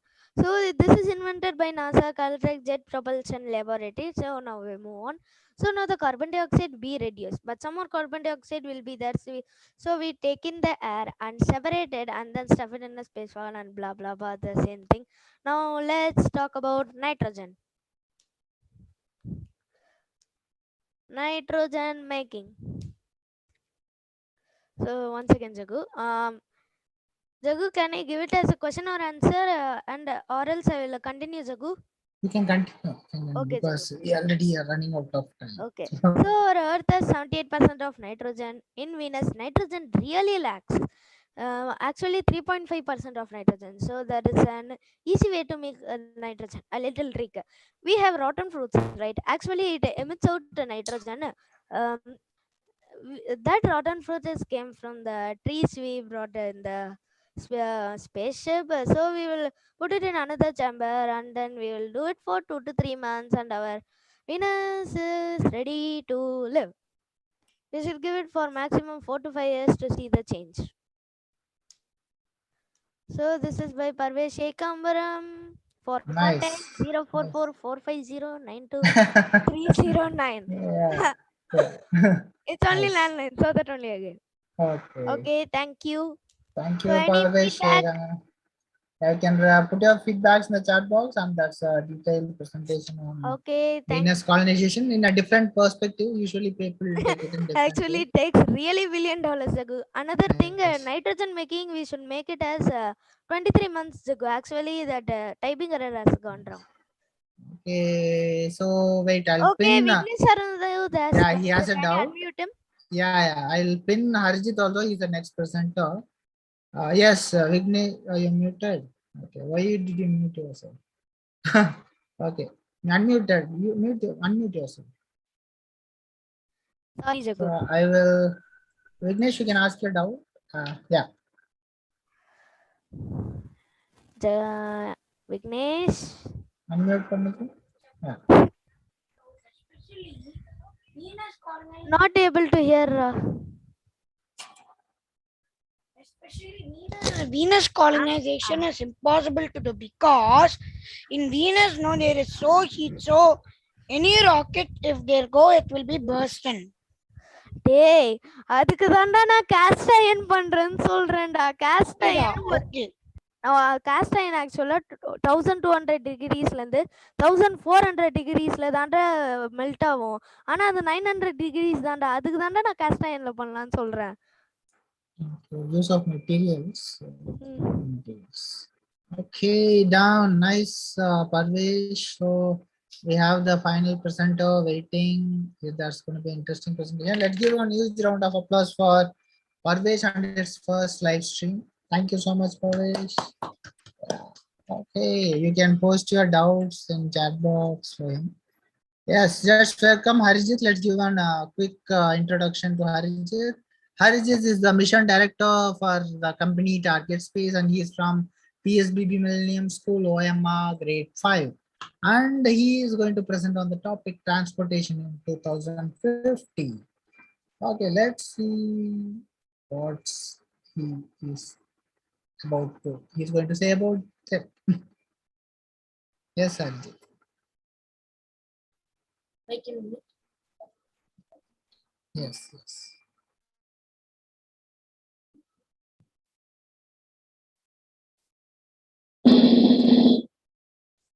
Hi all, I am Harjiith. I am going to present about transportations in 2050 by Harjiith, Visionary Target Space, grade 5. I am from PSBB Millennium School, OM. So, I'm topics. Pop-up. This is a pop-up vehicle picture. Next is gyroscopic transport. And this is a gyroscopic transport. So,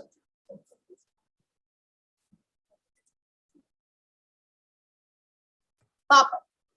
Yeah, trailblazing module, ground and air passenger concept vehicle system. During the 87th Geneva International Motor Show, 7th March 2017, Ital design and Airbus world premiere pop-up. The first module fully electric zero emission concept vehicle system designed to reverse traffic congestion and crowded megacities, aerospace and automotive industries. Unity to draw up shared version of the seamless multi-modal fully electric urban mobility.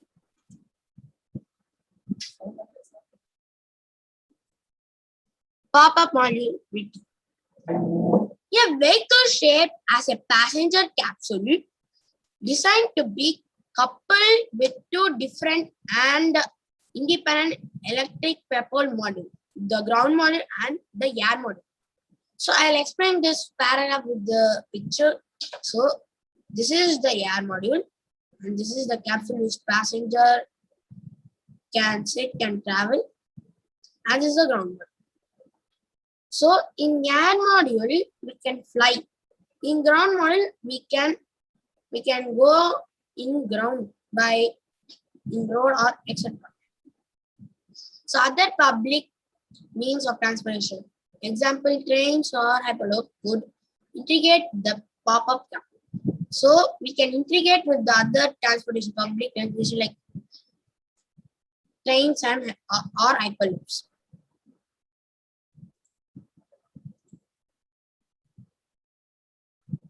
So battery layer. So this is the capsule and this is the ground module. So capsule needs energy for battery. So ground module is giving a little bit of battery to the capsule. So capsule needs battery, means ground module also give us battery. Like this happen in air module. Instead of ground module, there will be a air module. That's it. Mobility service.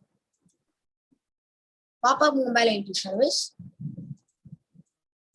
So first page we can see module and next page multi-modal mobile system. So suppose we are going from here to here. This is a destination. I need to say that. So from starting we are going by ground module and intermodule. So I said right, we can integrate with the public transport like trains or hyperloop. So here we are integrating with train. So you can say train plus one capsule, and here we are changing it to air one. So this is we are going first. We are going by ground and we are going by underground. I need to say like a train or hyperloop going in underground, and it's city sky. That is we are flying and we are reaching the destination. So mobile service for booking. Passengers plan their journey and book their trip via an easy-to-use app. The system automatically suggests the best transfer solution according to user knowledge. Timing, traffic, congestion costs, riding sharing demands, joining either the air or ground module, other means of transportation to the passenger capsule, and following passengers' preference and needs. And the self-driving and the ground module and their autonomous and renewable energy. It is fully electric and zero emission, and we can interact with natural. Users can naturally interact with the environment using augmented reality in the capsule. So we can enjoy the nature in the capsule. Pop-up content. The possibility of combining the capsule also with other means of public transportation. The pop-up offers a seamless travel experience. The user can stay for entire journey in the same capsule without worrying about the switching between different travel modes and enjoy their entire commute time with the real-time interacting between the capsule and the surrounding urban environment and communities. Once passengers reach their destination, the air and ground module switch the capsule automatically return to decided recharge station to wait for the next customer. Passengers can relax and enjoy their journey due to self-piloted system for both ground and air transportation. Now we are going for the gyroscopic transport. So first, what is a gyroscope? Why I'm talking about gyroscope in gyroscope transportation? I will say because this technology gyroscope this thing is used in the gyroscopic transportation. So they kept as a name themselves as gyroscopic transport. So what is gyroscope? A device connecting a rapidly spinning wheel or circulating beam of light that is used to detect the deviation of an object from its decided orientation. Gyroscopes are used in, so I will give some examples. Compass and automatic pilots on ships and aircraft. The steam machines of torpedoes. The internal guidance system installed with the space launch vehicle, ballistic missiles, and orbiting satellites. Gyroscopic transportation abstract. The designing of the transportation and traffic system that supports the modern transportation facility like a gyroscope. It consists of lanes arranged around the roundabout for the gyroscope to move in a conventional manner without disturbing the route. So you can see the lines which the gyroscope will travel in a blue color in this picture. You can see that it is going in a lines. This gyroscope. The gyroscope have controllable legs that can rise and lower their height, sensing the vehicle head and at the back, preventing collisions and conjunctions around the roundabout. Rails are provided for the wheels of the gyroscope to move. So you can see the wheel. I will show in wheels of the gyroscope to help to move. Gyroscopic transport concept. They are inside the company that came up with the idea of gyroscope transportation have been known to make absolute future mobility idea. This mode of transportation is compatible with the human habitat, with the spaces in which city dwellers recreate. It can pass alongside parks, squares, and predation parts. The vehicles are elevated above traffic, overlapping each other to form multiple layers of travel. It said that gyroscope would initially powered by flywheels owned by the morning and would continue to be powered through the day from energy supplied by the solar panels mounted on the roofs of the cars. Gyroscopic transport concept. Those are stilt and expandable legs that can both contract and enlarge depending on the test, meaning they can pass under bridge and vehicular overpasses with the ease. Inside the passenger seat in a row, just like they would on the subway or bus, or ride in, stay inside the luxurious coach that include comfortable couches and TV sets. So you can see here they are sitting in a row like subway or bus, and is crossing a bridge, under bridge, and it is crossing a traffic jam with an accident. So I'm going to show you a video, animation video. I'm going to see.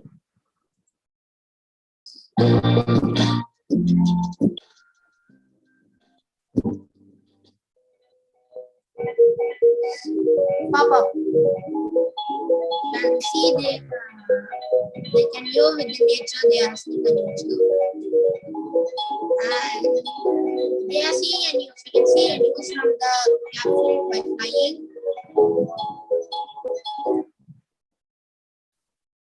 You can see engine 60 kilowatts, motor power, 60 kilometer range, battery, 15 minutes charging time, 120 kilometers per hour, top speed, very, very speed.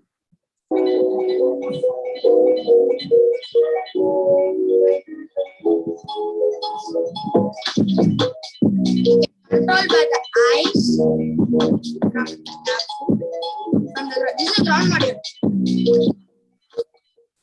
And 130 kilometer range, battery, 50 minutes charging time, 100 kilometer per hour, top speed. Sorry. By mistake.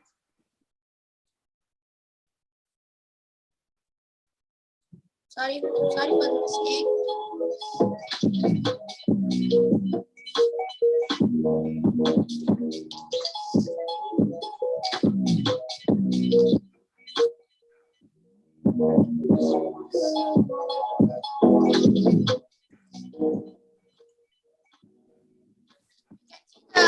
Is going with the capsule to the recharge. Okay, they are using for hostilities.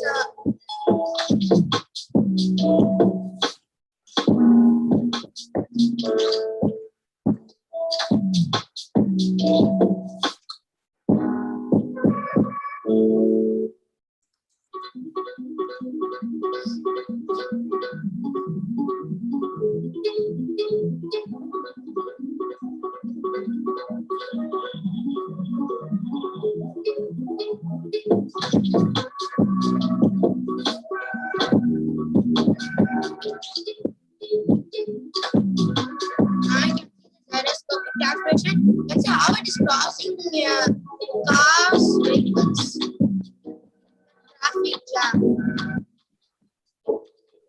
See, there was an accident. How it is crossing an accident?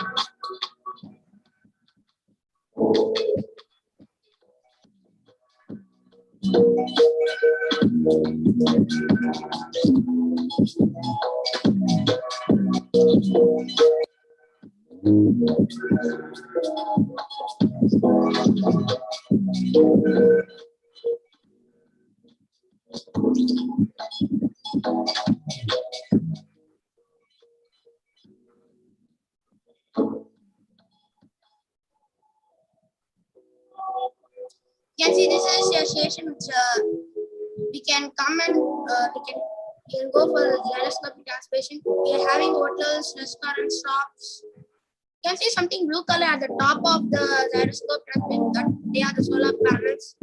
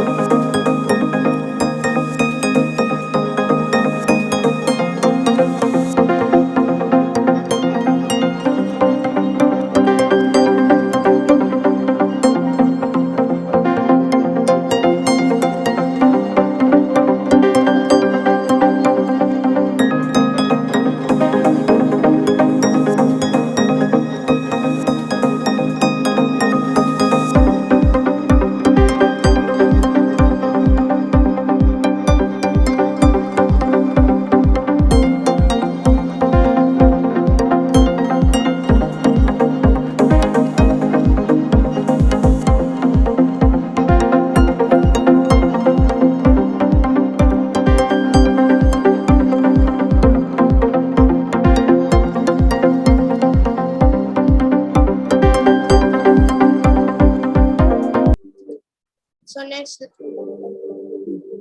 sorry. Thank you. Nice.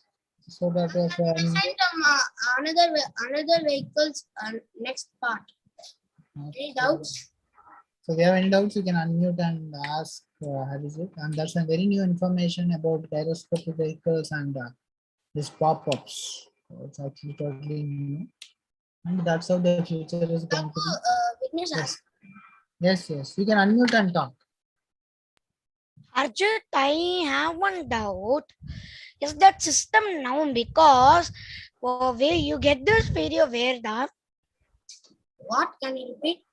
Where do you get this video? I get this video in YouTube.